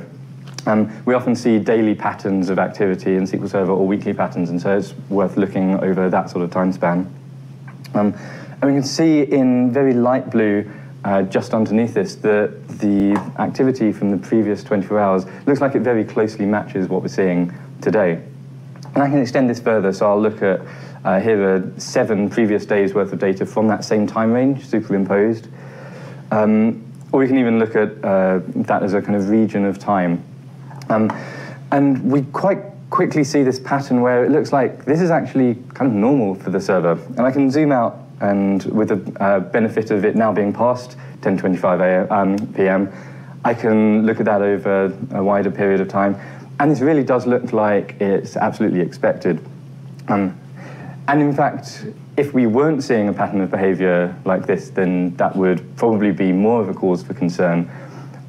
We kind of want to see this thing. If we weren't seeing that, then maybe it would be an indication of a job failing somewhere, or certainly of something having changed that we might want to go and investigate a little bit further. Okay, so we've quickly gone from a situation where there's a change in metrics that we need to go investigate to knowing that actually we can just go back to bed. And that's great, because it's about 10:30 by now, and maybe it's time for a nap, I think. So this is the happy scenario, because we've eliminated the problem and we don't have to do anything else. But what about the unhappy scenario? Because probably most of the time, if alarms are going off all over the place, you are going to have to go do something about it. And that can be a bit trickier. Well, at this point, you're essentially trying to narrow down the cause of whatever issue you're experiencing to the underlying root problem which is responsible for that. And that could be any number of a huge range of issues. So perhaps a disk has died on a SAN somewhere, and you're going to be experiencing slow I/O until a terabyte of data has migrated itself away onto other disks. You might have someone who's come along and changed a configuration setting somewhere, thinking that that was going to be a perfectly harmless thing to do, but maybe it turns out to have unexpected consequences. Maybe there's a problem to do with the virtualization layer, or some kind of intermittent network connectivity problems. It might even just be that someone has randomly logged on just before lunch, and they're running some crazy reporting query they thought it would be a great idea to run against production in peak office hours, and you're seeing blocking all over the place. This sort of thing happens all the time, and there are dozens more issues that you can encounter. And your job as a DBA is to, as quickly as possible, going from knowing that, hey, something's wrong, to knowing here's what's broken and here's how I fix it. All of these issues happen all the time, but the issue that we're going to focus on today is the problem of deployments that go wrong. That's because this is the subject of the talk. So I'm going to go to a different server that we're monitoring with SQL Server, and this is another one of Redgate's internal production environments. And we've been told by our infrastructure team that there's a task that runs nightly at around 2 a.m., which is responsible for bringing our data in from Redgate's SurveyMonkey account and storing it in SQL Server. And that application has failed to run, and that infrastructure team suspects that SQL timeouts were responsible. And they've asked us to step in and see if we can help out understanding what's gone wrong. Is this actually SQL Server's fault? So we know this happened around 2 a.m. last night, so I'm just going to move this slider and select roughly that time period. Doesn't have to be too exact, but I can zoom down as much as I like using these sliders. And having selected a time period, we're now seeing in SQL Monitor a lot of metrics that relate just to that time zone. And I can scroll down and look at all kinds of information here.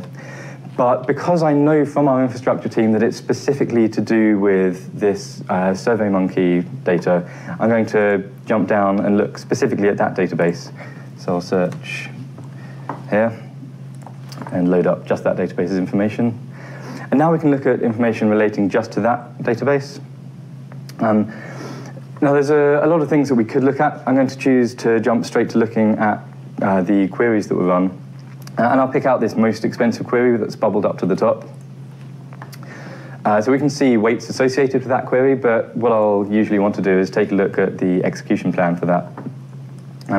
Now, despite looking like a really harmless delete statement, this is actually doing a cascade delete over quite a lot of tables, so hence quite messy looking execution plan. And we can navigate around this plan, but one of the things that SQL Monitor is telling us here is that the query processor thinks that there are missing indexes that would have improved the performance of that query.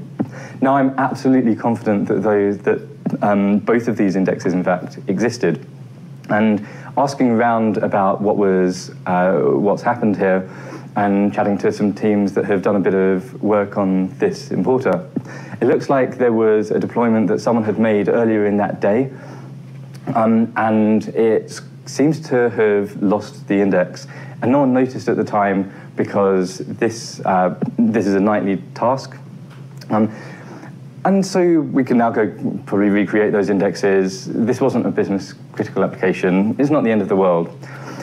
But sometimes this is business critical, and we don't always have the luxury of these hours that we were able to spend asking around different teams and trying to work out what's gone on there. Although today we are able to get to the bottom of that problem using a combination of the capabilities of SQL Monitor as well as chatting to people around the building, what we'd really like to be able to do is quickly know at a glance whether deployments were responsible for that. So what I'm going to do is now jump us over to a different scenario. And this is on the first server that we looked at earlier, and we can see in these tool peaks here, these are the daily spikes in resource usage that we were seeing at around 10 a.m. These are happening over the last 3 days. But we can also see in here, there's a region where there was an increase in resource usage that doesn't appear to be part of that same daily pattern. And so we're trying to work out what's happened there. Now, underneath this, this period, we can see two icons. These are the ReadyRoll logos. So for those of you not familiar, ReadyRoll is a solution that Redgate has to allow you to take a migrations-first approach to deploying database changes as part of Redgate's database DevOps solution. And what I can do now is hover over these icons, and we see we're being told that ReadyRoll deployed version 1.3.7 to this SA archive database. That happened yesterday morning. And so this gives us the information immediately at a glance to see that this is probably, or almost certainly, because of a deployment. And we actually see later on at just around 2:34, the later version of that was deployed, and it seems like someone's noticed that there was a bit of a problem, and they fixed it. We've got a new version that has taken care of whatever was going on there. So the point of all this is that we go from a situation before where we might have seen an increase in resource usage and gone down any number of blind alleys trying to identify one of maybe a dozen different scenarios that could have caused this, to just at a glance being able to see, yep, this is a deployment problem. either I need to go chat to the person that is likely to have been responsible for deploying that version, or I can start to look at that issue myself. But this is, I guess, a really important part of that. So this capability is available today in both ReadyRoll and DLM automation. It's also available in the next couple of weeks inside SQL Compare, where that's part of Redgate's SQL toolbelt. And so I'd just like to jump into SQL Compare and show you that now. First, though, we'll take a look at a different server that I'm going to deploy a change to. We can see that most of these metrics are pretty flat here. Nothing very interesting to look at. Now, if I just load up SQL Compare, and this is the latest version, 13.0.2. So I'm going to deploy a quick change from our uninstall feedback database, and I'm going to deploy that against the machine that we're now looking at. Oops. And because I'm on a different machine, I'm going to use sysadmin because that's how I roll. Okay, so we're going to run a comparison. And there are some differences. I'm just going to deploy this one change, which is to add a foreign key. I will generate that deployment script in SQL Compare. We can choose to review that and take it elsewhere, but I'm just going to deploy it directly using SQL Compare for today.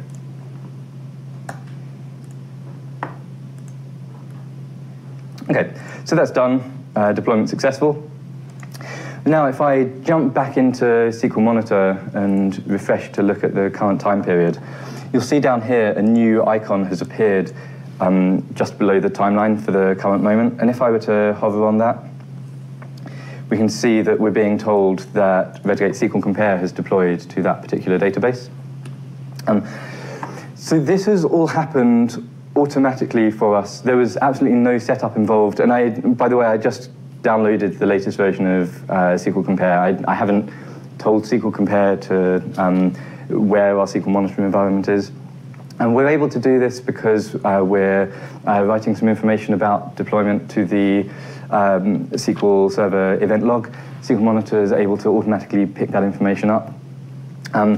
And we're able to do that now across all of the tools that you will be using as part of Redgate's database DevOps solution to safely deploy your changes into production. SQL Monitor is just going to pick that up automatically. So to take advantage of this, you do need to be running the latest, the wrong shortcut. You do need to be running the latest version of all of these tools. So that is, you need SQL Monitor 7.1.5 or greater, and then any of these deployment tools, ReadyRoll, DLM Automation, or SQL Compare with the versions, which I won't read out now. The user that makes the deployment needs to have execute permission on XP log event. It could also have DB owner on master or the sysadmin. Those work too, surprisingly. So that's where we are. You can read more about this on the Redgate Hub. So in fact, I'll just jump out to this and show you through the hub quickly. So this is an article that we published yesterday. So it talks about how you can get information about these deployments and how you can see that just below the timeline here. Got some nice screenshots, and this is from an example where there actually was a deployment that seemed to have harmed production. So there's some more information about that and some technical requirements there. There's also a ton of other content on the hub. There's a lot of content talking about SQL Monitor that we've been creating recently. And I'm really excited that a lot of the developers that have worked on SQL Monitor have been starting to put together a lot of really useful content, sharing some of their tips and tricks to do with SQL Monitor. I guess there are a lot of hidden goodies inside SQL Monitor that maybe you don't find on the first few goes through, and we find that even experienced users by taking a look at some of this content, are able to discover new pieces of functionality or just quick shortcuts that get things done more easily by taking a look at some of this content. So I'd really encourage you to take a look at that. So up next is Pete, who's going to be talking about our forums. There's also a forum for SQL Monitor, so just as with this content where we have a lot of the developers working on SQL Monitor writing this content, a lot of the developers working on SQL Monitor are also hanging out in those forums, really interested in reading what you have to talk about and any issues you have, ways we can improve. So please do jump straight into those forums if there's anything you'd like to talk about. I've also got contact details here, so anything that we can help out with, please do get in touch. Beyond that though, just really appreciate you coming along today. Thanks so much for your time, and good luck. Bye.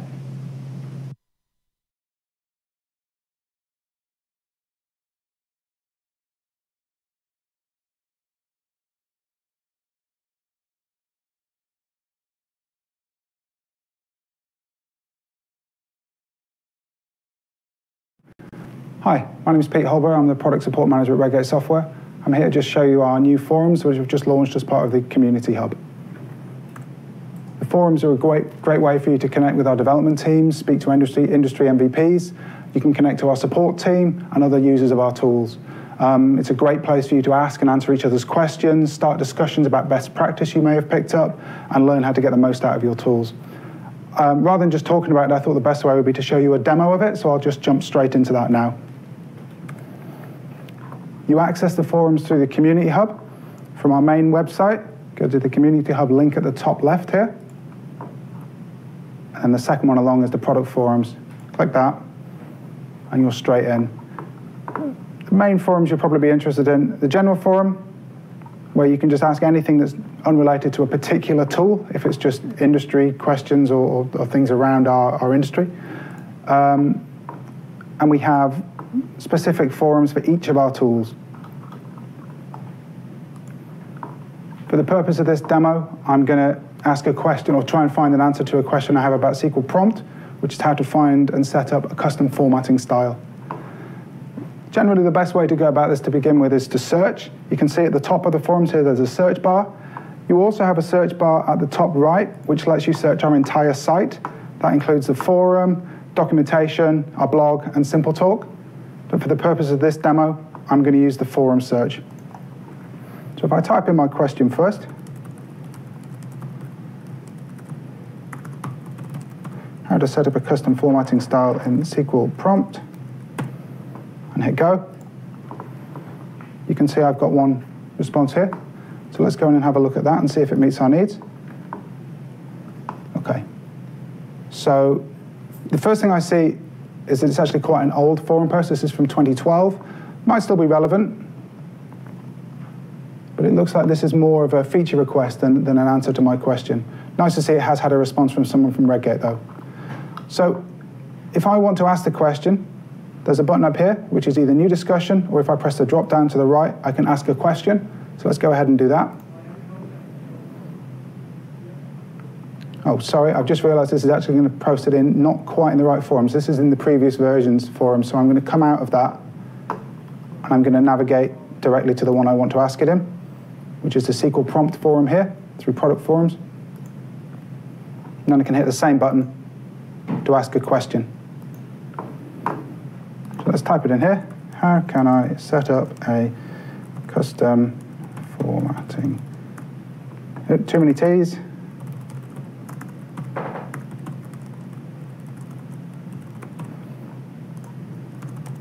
Hi community, can anyone help me with this? So let's ask that question. And there you can see, here's my post. I've used my Redgate forum account for this, but the functionality is basically the same. Now, hopefully, one of the community members will spring into action and give me a nice answer to that as quickly as possible. While we wait, I thought I'd just explain what these stars next to my name are. The forums have a ranking system. It's just cosmetic. It doesn't actually have anything, doesn't change the functionality of the forums if somebody has a higher rank or a different one. It's just a fun way to show your engagement. I've been ranked Silver 1, which is fairly low, if I'm honest. I can probably get higher. You can get points towards your rank by answering questions, getting involved in discussions. There's a little, people can agree with your post or like your post. That gives you points towards your rank. You can also get what's called badges as part of just being involved in the forum. I'll just show you what they look like. If you want to see this page I'm on, it's forum.red-gate.com/badges. And you can see there's lots of different ways that you can get points towards your forum account. As I say, it doesn't actually do anything at the moment other than cosmetic, gives you a shiny new rank, but we are thinking about ways that we can use that in the future. Now you see down here, I've had a pop-up that says I've asked questions that have answers. That's good. That suggests that somebody's had a look at my question and is able to answer it.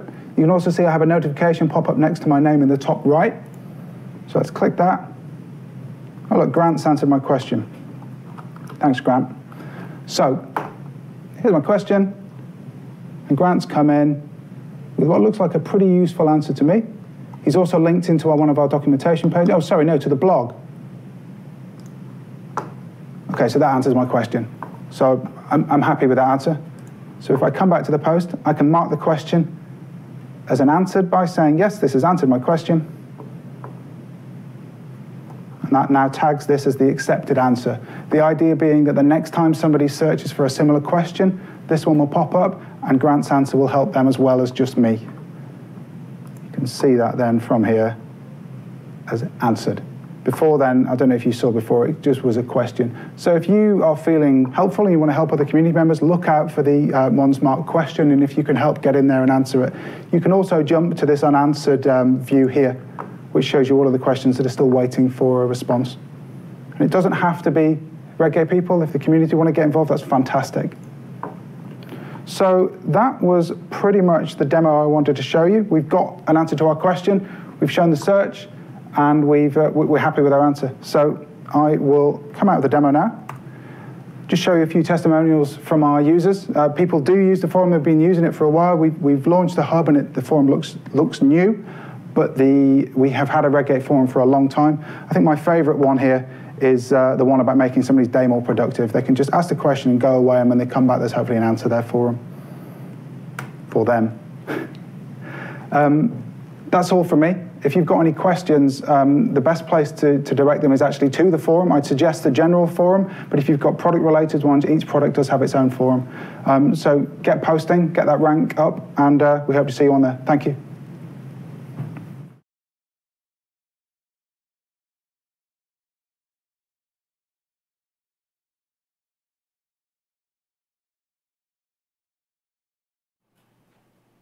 Hi, thanks for tuning in. Yeah. You guys, hopefully you're enjoying everything, and you've seen some new things, interesting things that we've done in the forum and the hub and everything else, and put some information available for you. And so now we got a chance for a short break, right? Yeah, so last time when we did SQL in the City last year, a couple of you filled out the feedback form and told us you wanted a comfort break so that you could tune in and didn't have to miss anything while you were gone. So up next, we do have some short videos that we want to share with you. But before we do that, we want to talk to you about our competitions that we have running. Yeah, so on the forums, if you go into the general forum on the hub, you'll see a bunch of items, and then we've got some of these items here at the top that are the competition. So we have the spa day, and you see we've already got 5 people have entered it, right? And the spa day is a day to get a massage or manicure, pedicure, right? All that good stuff. Totally relax and chill, because we know you guys deserve it. So all you need to do is tell us in less than 20 words what you've learned this year as a data professional. Yeah, so in 20 words, come up with something important this year that you've learned. You've learned something this year, I'm sure, right? Oh gosh, absolutely. Anything every day. with SQL Server or no? Nothing with SQL Server. I'm not a data professional, so I can't enter, but you can. That's right. And I would say, for me, I've done a lot of different things, but I spent a bunch of time on R this year. Every Wednesday we do a question of the day on R, the R language. And so I spent a bunch of time trying to understand how R might be used to analyze data differently than we do it with T-SQL or something else. So if I was going to enter, I'd do that. That's on SQL Server Central. On SQL Server Central, yeah, we have the Wednesday kind of R day right now. But so we've got that, and then we've got, what else do we have? The data governance survey, right? This item here. Yes. So what's data governance? We're doing research there. One of our groups is trying to understand how we classify data or how you classify data and the challenges around that. So if you fill out that survey, what can they win? It's $100 or whatever your currency is, gift voucher for your time. It should take you no longer like 5-10 minutes to fill out the form. So you can give it a go now. Got a 5-minute break coming up, right. And you could have the chance to win that voucher. Basically, we just want to hear your insights and gather some opinions on some research that we're doing. So please do fill that out and tell us what you think. Yeah, so it helps us decide, you know, should we incorporate some of those features into some product we have? Should we build a new product? Should we just abandon it and work on something else that's more important to you? So those are always interesting. And then we have somewhere on here, I think, there's, I don't see the other contest. It must have gone to the second page. Are you looking for the SQL Prompt one? Yeah. That Jamie just talked about. Yeah. Well, you know, he just said like earlier on that it was actually not in the general forum. It was in the product forums. So you just go down to the SQL Server Tools forum. All right. And then right here in the prompt. SQL Prompt one, that's where you can win some cool stuff. There it is. And so we see that here, right? We've got this prompt thing. So you've got to read through some of the prompt manuals. Yeah, so some of the articles that are on the product learning section within the drop down of SQL Prompt. There's some really useful articles there. And then Jamie's put together like a treasure hunt, so you get to find some of the cool stuff hidden in there. So that's kind of a fun one. And if you let us know if you like that as well, because I think those are fun contests to do. Moving forward. We'll do more of these, definitely. Yeah, absolutely. So keep tuning in. We've got another hour to go. We've got some other more in-depth articles and presentations. We've got Ben talking about SQL Monitor, and then we have our new installers. We're trying to get all of our products to align better, and probably something else I'm forgetting. Me, I'm up later. Annabelle's up later today too. So keep going. Now you've got about 5 minutes or so to just use the restroom, get some more coffee or soda or ice cream, right? If it's or like tell your colleagues to tune in as well. So, absolutely. Yeah. So we'll be back in a few minutes with somebody else. Thank you. Cheers.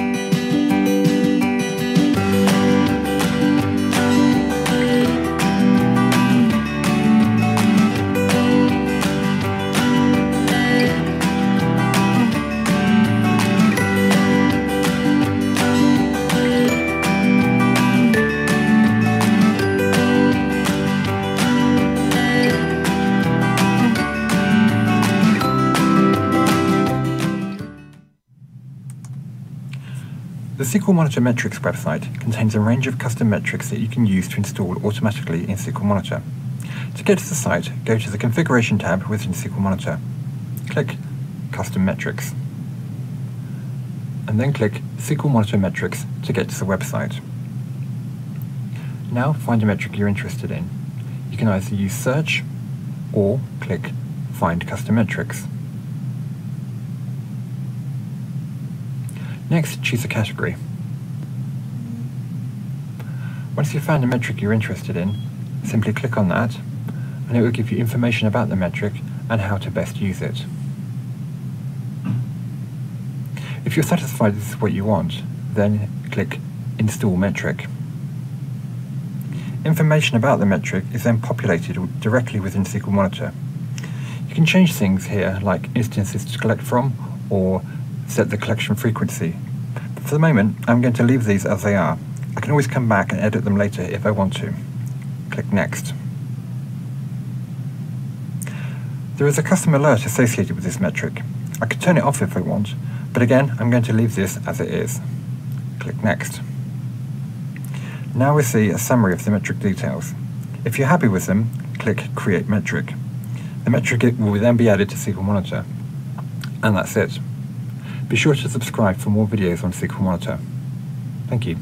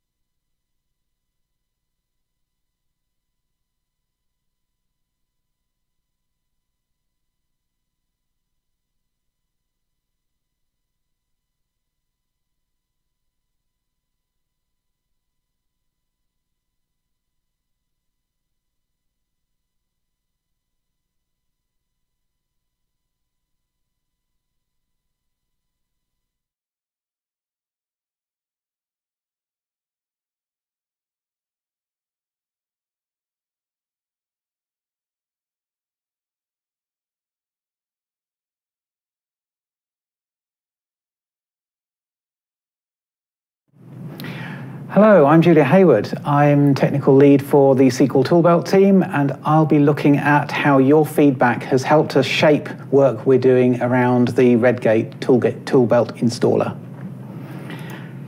So, a healthy development team thrives on solving problems for our end users, and at a high level, each of our products has been designed to solve a very specific set of problems where we've identified we can make a difference. However, to keep our products relevant and good value for money, we need to continually reassess them. Are we missing something simple that would really enhance our offering? Are we wasting our time building little nice-to-haves when there are pressing issues that we're not attending to? And do we really see things through the eyes of our users? It's very easy to slip into neglecting details because we as developers have become very familiar with them in the course of our work. So the only real way to understand what our users want is to spend a lot of time listening to them at every stage of their journey with us.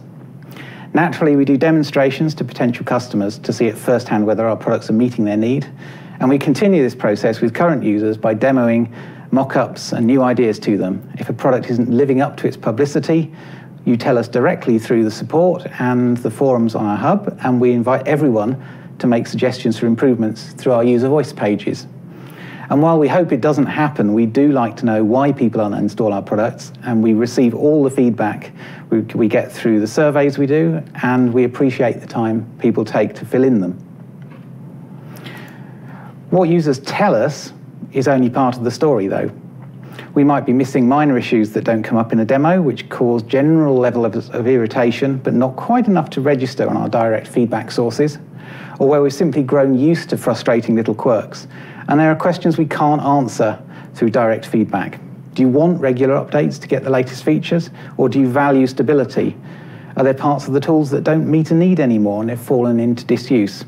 After all, very few people will ever call us to tell us to take things away from them.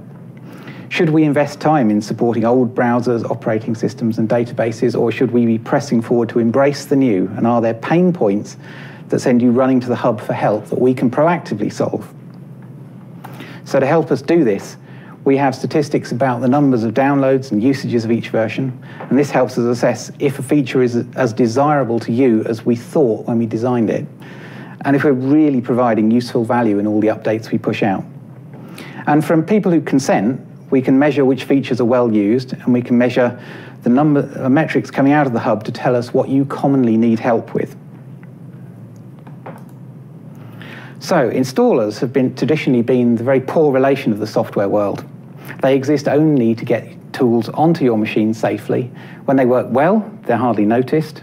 And when they work badly, they create a poor impression of the whole suite, and they create lots of work for our support team. Technically, they're tricky to get right because you're dealing with so many machines with different configurations, with different other software already installed. We pick up lots of low-level feedback about the Toolbelt installer over a period of time, and earlier this year, that led us to make the decision to completely transform the whole installation experience. So let's take a look at where we are now.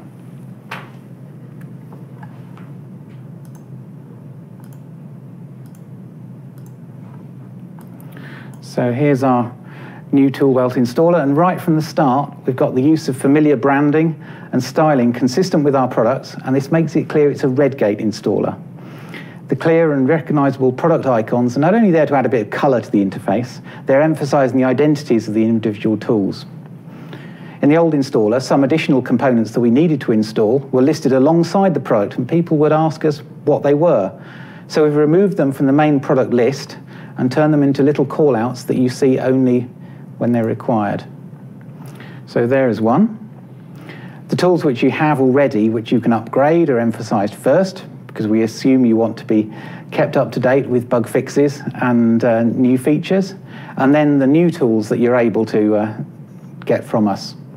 And if there's anything in the bundle which we can't give you for some reason, we'll scroll down. We make that clear at the end of the list, and if it's because of a problem, we'll give you as much information as we can at this stage to help you understand what that problem might be. In the past, getting that information involved trying to go through the installation process and reading error messages at the end of it, which is hardly the most friendly approach. So you told us there were difficulties around reading text on small remote desktops, on high-resolution displays and high-contrast modes. So we've done plenty of testing around these issues to make sure everything is always clear and readable for you. Another frequent question that came into the support team was around new major versions of the product. So if we focus in on Compare at the top of the list, it wasn't immediately clear if you'd be overwriting old versions or installing new versions in parallel with what you'd already got. If you've paid for support and upgrades, then you can move on to a new version seamlessly. But if you haven't, then installing a new major version kicks off a new trial. And this, you told us, was a bit of an unwelcome surprise, and we shouldn't be in the business of surprising you like that. So we've added more call-outs to make it clear exactly what you're about to get. And in future, we'll be able to use your Redgate ID to check your support and upgrades entitlement and only give you this message when it's relevant.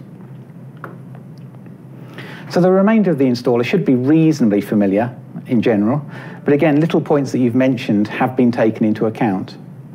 So as we move on, we're only presenting you the end user licensing agreement after you've made a decision that you want to install something. So moving on to where you want to put the tools, we've added little visual clues if you're about to, if I delete that, if you're about to install to an invalid path, for example, there's a little clue that you can't continue and why you can't continue. Let's undo that. And as an aside, it's at this stage you can enable our telemetry, and as we've observed, it does make a difference to us.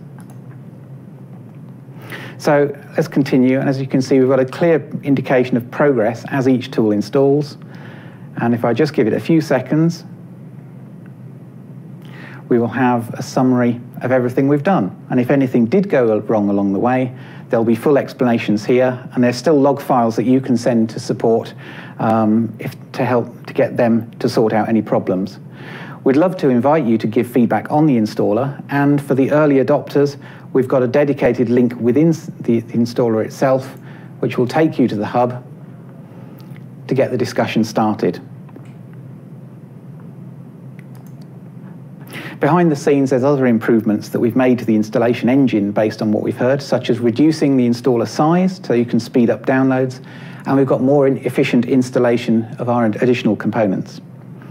SQL Index Manager was released last week with this new installer, and we plan to roll out other products and bundles progressively over the coming month.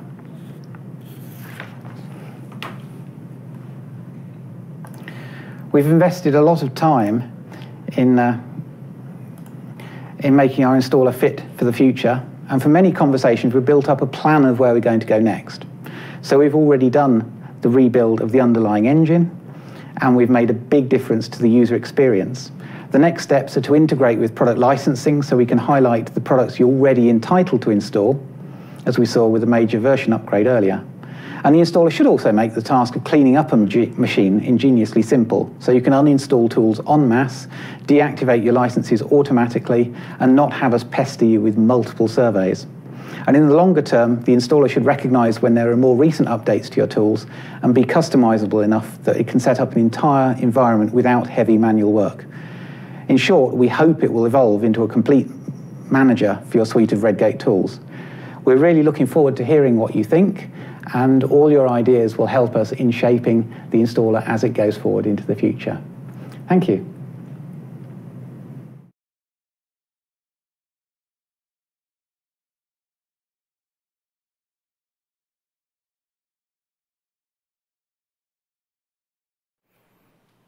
Hi everyone, it's me again. I'm Annabelle, if you've just tuned in, but hopefully you've been with us since the beginning. I'm going to talk to you a little bit about the events and the friends section of the Redgate Hub. So when you go to the Redgate Hub section, events and friends, this is what you see. This is the overview page. And here you can see that we put learning and sharing is at the heart of Redgate. And that's exactly what it is. That's why we do things like the live streams, so that we can broadcast training, education direct to you so that you learn something new. So I want to give you a quick update on what's on. So the section we've built has a calendar, and it tells you where Redgate are in the world. So where we're sponsoring, when we're supporting, when we're speaking, or if we're just attending conferences. So let's dive in and take a look at that section right now. So head over to the events and friends, and then click on the top where it says what's on. And then you can see here we're at September, and today the Redgate Livestream launch of the Redgate Hub. So for the rest of the month, we've got quite a busy month. We've got this Saturday, SQL Saturday Cambridge, which is actually my 10th SQL Saturday that I've attended.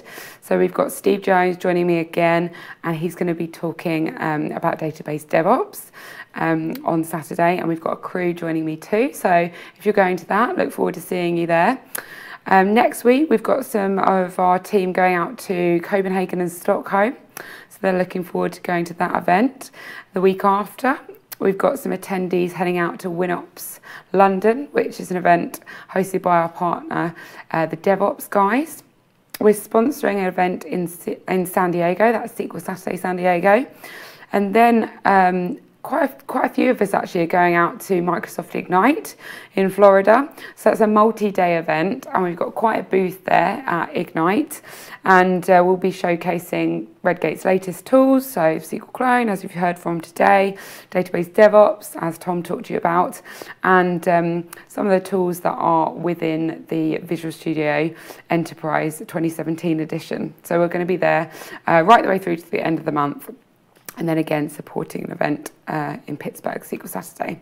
So whiz through there to October, and then we can see what's going on in October. We've got a really busy month in October. Lots and lots of events that we're going to. As you can see here, we've got a lot of blue on the schedule. If you skip down to the bottom, we've got a key here that tells you that blue is an event. So that's your kind of key to know what we're doing. just skip back through to September, so let's head out to October again, so I can talk you through some of the events we're doing there. So you can see another multi-day event there across second week of October. That's SQL Relay. That's an event that happens throughout the various cities in the UK. It's a volunteer-run event, and we're supporting that.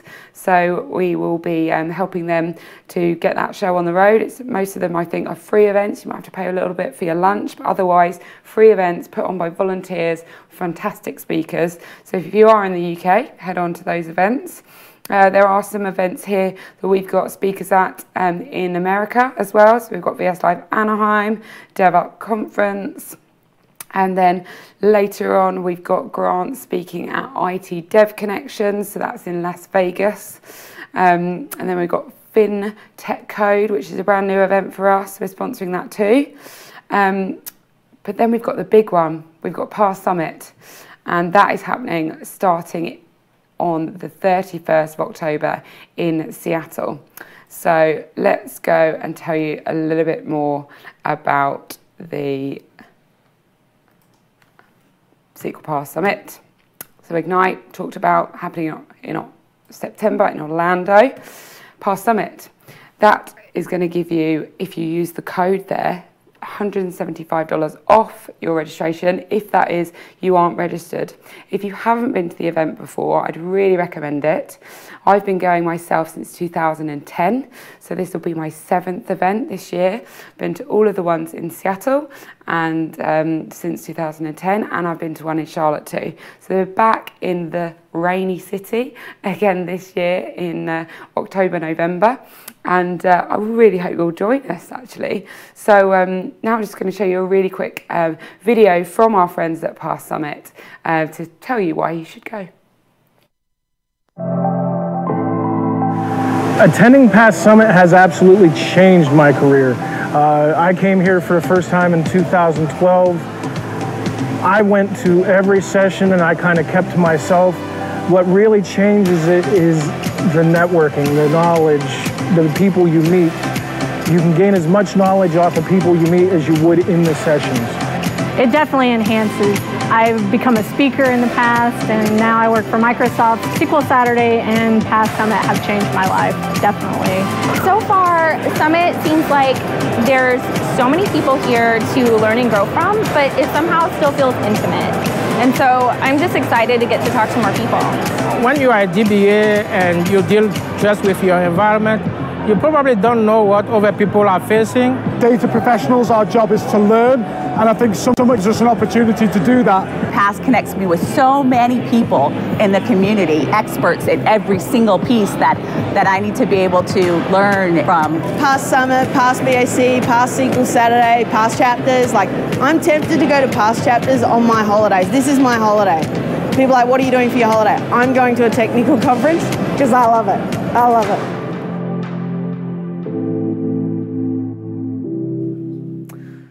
So you've seen it. I really hope you'll join us. We will be there. Not only will we be sponsoring it from a gold sponsor point of view, so we'll be in the expo hall. We've also got some sessions in the agenda. So Steve Jones is going to be talking about database DevOps, and then we've got Richard McCaskill, who you'll have seen earlier on the stream, talking about adopting database DevOps as well, and doing that for compliance. So some really interesting sessions we've got going on, but lots and lots going on across the whole of the agenda at PASS. So do head over to their website and take a look, and I hope you'll register, and we'll see you there.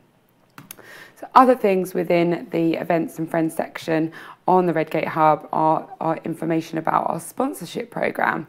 So given that Redgate really enjoys supporting and looking after the community, we actually have a sponsorship program where you yourself or someone that you might know who runs an organisation, like might be a volunteer organisation supporting user groups or events, or it might be an event organisation itself running an event for people in the data platform industry.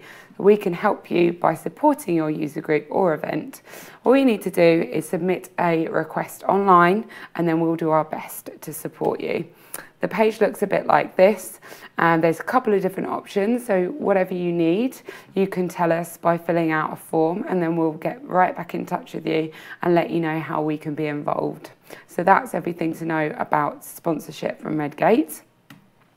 The next section of Events and Friends is our Friends. So we have a programme that was established in 1999 called the Friends of Redgate programme. So this was designed specifically to reward those in the community who evangelise and love Redgate tools. So it might be someone that's been using Redgate tools for a long time or a short amount of time, but either way, they really want to kind of sing Redgate's praises. They want to share their knowledge with others to help others solve problems using Redgate tools. They want to give us feedback, something they might have spotted in the tool that they would like to see improved. That's really great feedback for our development teams to learn, and then that way we can improve the products for you guys so that you get the best experience from using our tools. Friends all do get a little bit of a kickback from Redgate, so they get the recognition from us and from others in the community of being a friend of Redgate, so that's kind of status for them there. They get to see the tools and hear about news and updates before anybody else, so we can't make sure that they are in the know, so that they get that kind of first level to hear about the things before anyone else does.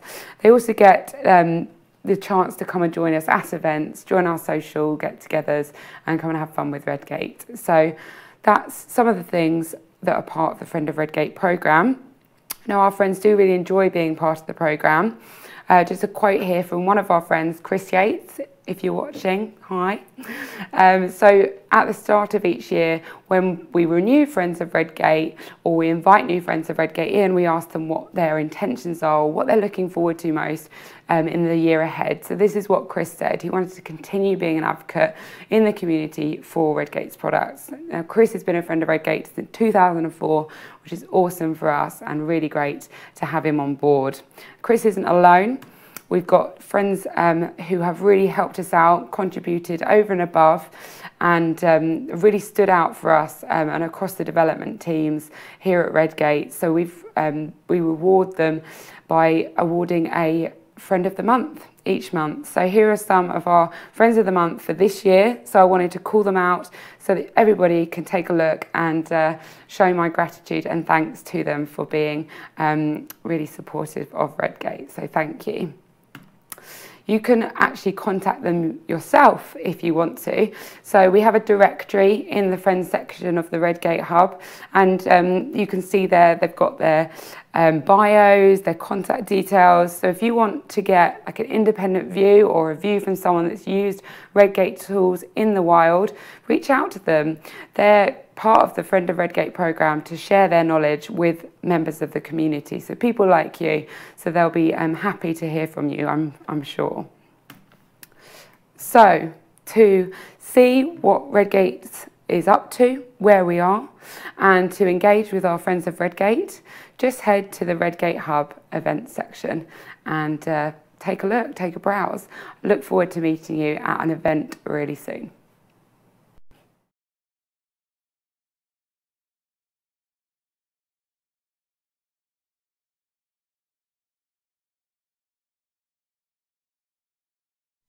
In the past, I've edited and written articles as a hobby during a busy working life in IT. This hobby became work 12 years ago when I became involved in the early days of SimpleTalk and eventually became its editor. SimpleTalk is a collection of around 40,000 articles with a very mixed range of technical topics of interest, predominantly to IT people who are involved in developing applications that use the Microsoft Data Platform. It isn't just articles and blog posts. There are comic strips and interviews as well, along with competitions, books, and wall charts. We've grown to become one of the largest and best used sites to publish content about SQL Server and the development of database applications in .NET. There are no shortcuts to achieving this sort of success. We just have to provide good content that people will want to read. We've also, therefore, wanted to maintain very high standards in quality in everything we produced. All our articles are edited to make them easy to read and understand, and in a way that explains even the most complex ideas as simply as possible. We peer review them to make sure that they're correct as possible. We like to publish articles that either reveal something new about the technology or describe it in a new and interesting way. Of course, we like to get the most interesting authors in the industry to write for us, but we also want to nurture new talent and to encourage any enthusiastic and talented IT professional to write for us, regardless of their native tongue. That means that every article goes through an editing process, even if it just means putting in Oxford commas. I like to practice a style of editing that's rather like putting an article through an article improving machine.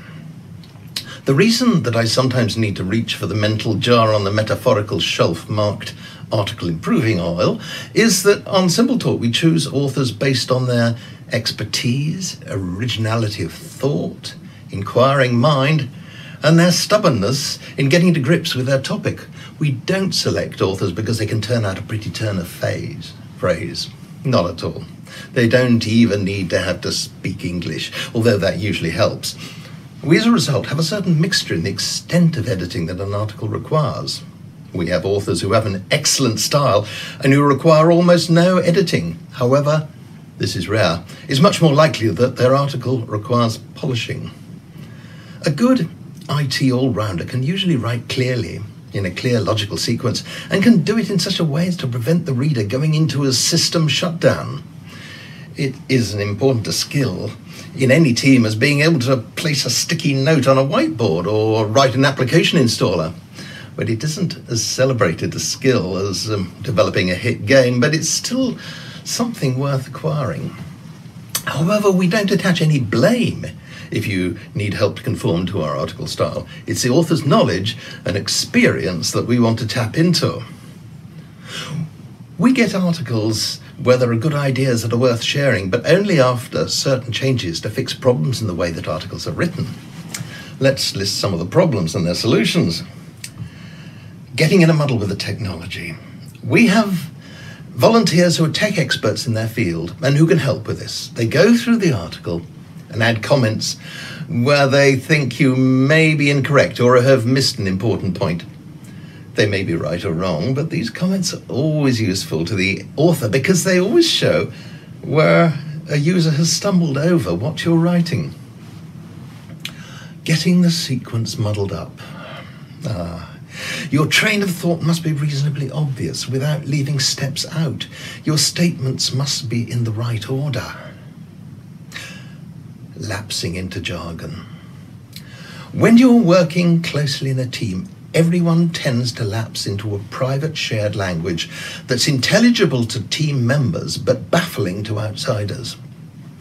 In larger groups, we gravitate towards the three-letter acronyms that, if you use them to devoted relatives or friends in the pub, will result in you talking to yourself. On Simple Talk, most of our readers will be unfamiliar with your private language. Using formal textbook language. Written language is a compromise with spoken language. The language of textbooks is odd. Things are expressed in the passive tense. Cats do not sit on mats. Mats tend instead to contain a sedentary cat. The English language tends to have 4 different ways of expressing a thought. We can use the clear subject-verb-object sentence of Middle English when speaking to others. We can choose instead the flowery Norman French if we need to sound dignified. And we can even sometimes adopt the Latin if we need to give the impression of spiritual intelligence. For IT, it's always best to stick to the clear and reasonable expressiveness of simple international English. Using industrial cliches. Because cliches are used so frequently, they often seem to be the correct way of saying things. To this we add the industrial patois based on military slang with excruciating phrases such as heads up, ameliorating concerns, the learning curve, pushing the envelope, rocket science, going forward, zero-sum game, the chicken and the egg situation, and the win-win situation.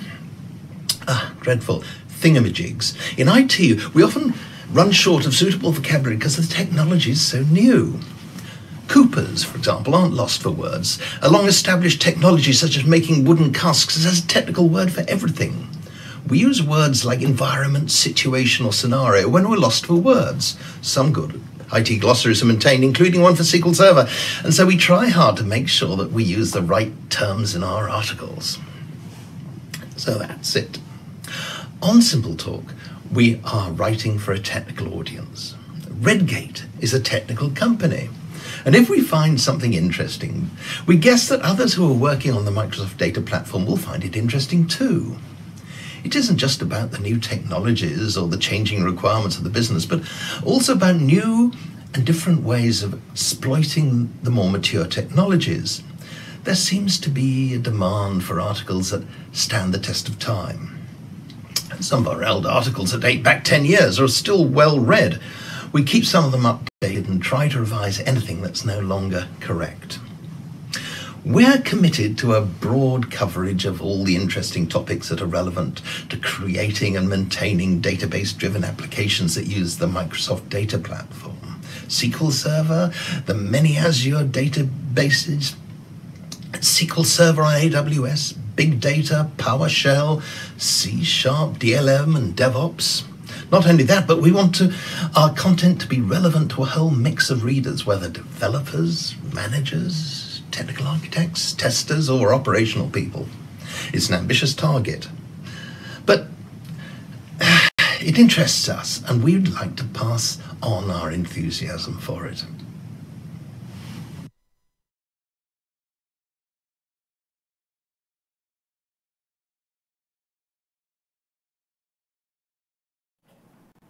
All right, thanks, Andrew. That was Andrew Clark from his farm in the moors of England, somewhere up north.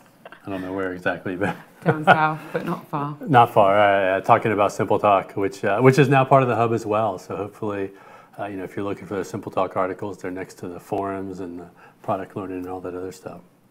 So that's all we would cover today. We're going to close down this live stream minute. We want to thank you, everybody, for tuning in. And please, if you've got questions or comments, something, let us know on Twitter, on the Redgate forums, that kind of thing. And if you've got product issues, for sure, post a question out on the product area of the hub and let us know what you think about that. So we want to remind you, too, we've got some contests. We've got our data governance survey again. Right? Indeed. Yeah, chance to win some cash money to spend on something nice. All you need to do is head on to the SurveyMonkey URL and fill out the survey there. It'll take you about 5-10 minutes. Share your views with us, and we really appreciate it if you could do that. It'd be great. Yeah, it's research that'll it'll either help us improve the products, or I think we're sharing the research either way. Absolutely, yeah. It's going to be emailed to anyone that wants it. So let us know if you do or don't want it. Absolutely. Yeah. And then we've got the competition for the spa day, so you have to let us know in 20 words or less, right? 20 words or less. Keep it nice and succinct. Yeah, succinct. Yeah, let us know what you've learned. What's the most important thing for your job you've learned this year? And hopefully it's a good thing and not a bad thing. I love the icons that we put all over here, right? All the icons from our artists. Yeah, Redgate icons there available for you to use. I think I've had all those emotions at some point. Yeah, well, I sort of thought that was like, if you're having a bad day at work, you might be like, oh my God, or oh my God, what went wrong? No, it did go wrong. But then we're going to make the happy ending and take you to a spa day. You can go with a friend if you want to, or you can just go on your own. It's up to you. But yeah, fill out the competition. You've got till the end of the month. So we're going to give you a nice long amount of time to think about exactly what you have learned. Reflect on. Come up with a good one, right? 20 words. Come up with something that's good there. Yeah. And then, of course, we got the SQL Prompt competition. Search out some information on the forums, on the prompt articles, right? The prompt articles, absolutely, within the product learning section, but it's on the forum where you can go and do the treasure hunt. Yeah, have some fun with it. Yeah, win some prizes there. Prompt is popular. It's a fantastic product, so this is a fun little competition for you. And then we're going to come back and do SQL in the City streamed again in a couple months, right? I come back over in December. December the 13th is going to be our next live stream, so pop it in your calendars, mark the date.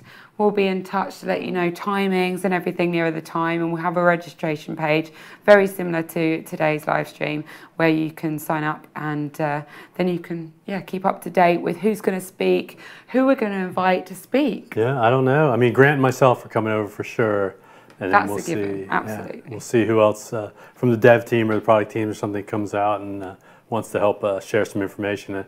They're working hard, so I expect we'll have a bunch of stuff we'll release between now and then. Yeah, and then maybe some faces from the product learning as well. So we've, like you've seen today, some of our friends of Redgate have been writing product learning sections. So you never know, we might be having some of those guys come over with us and present here from Redgate HQ. And certainly let us know, maybe we should start a thread in the forums too, about what the times work. Did this time work well for you? I know most of you in the US right now watching, so if this was a good broadcast time for you, let us know, because I think we'll probably go a little bit longer when we do December, because we'll do a lot of product information and technical stuff. But you know, we'll see from there what the times were.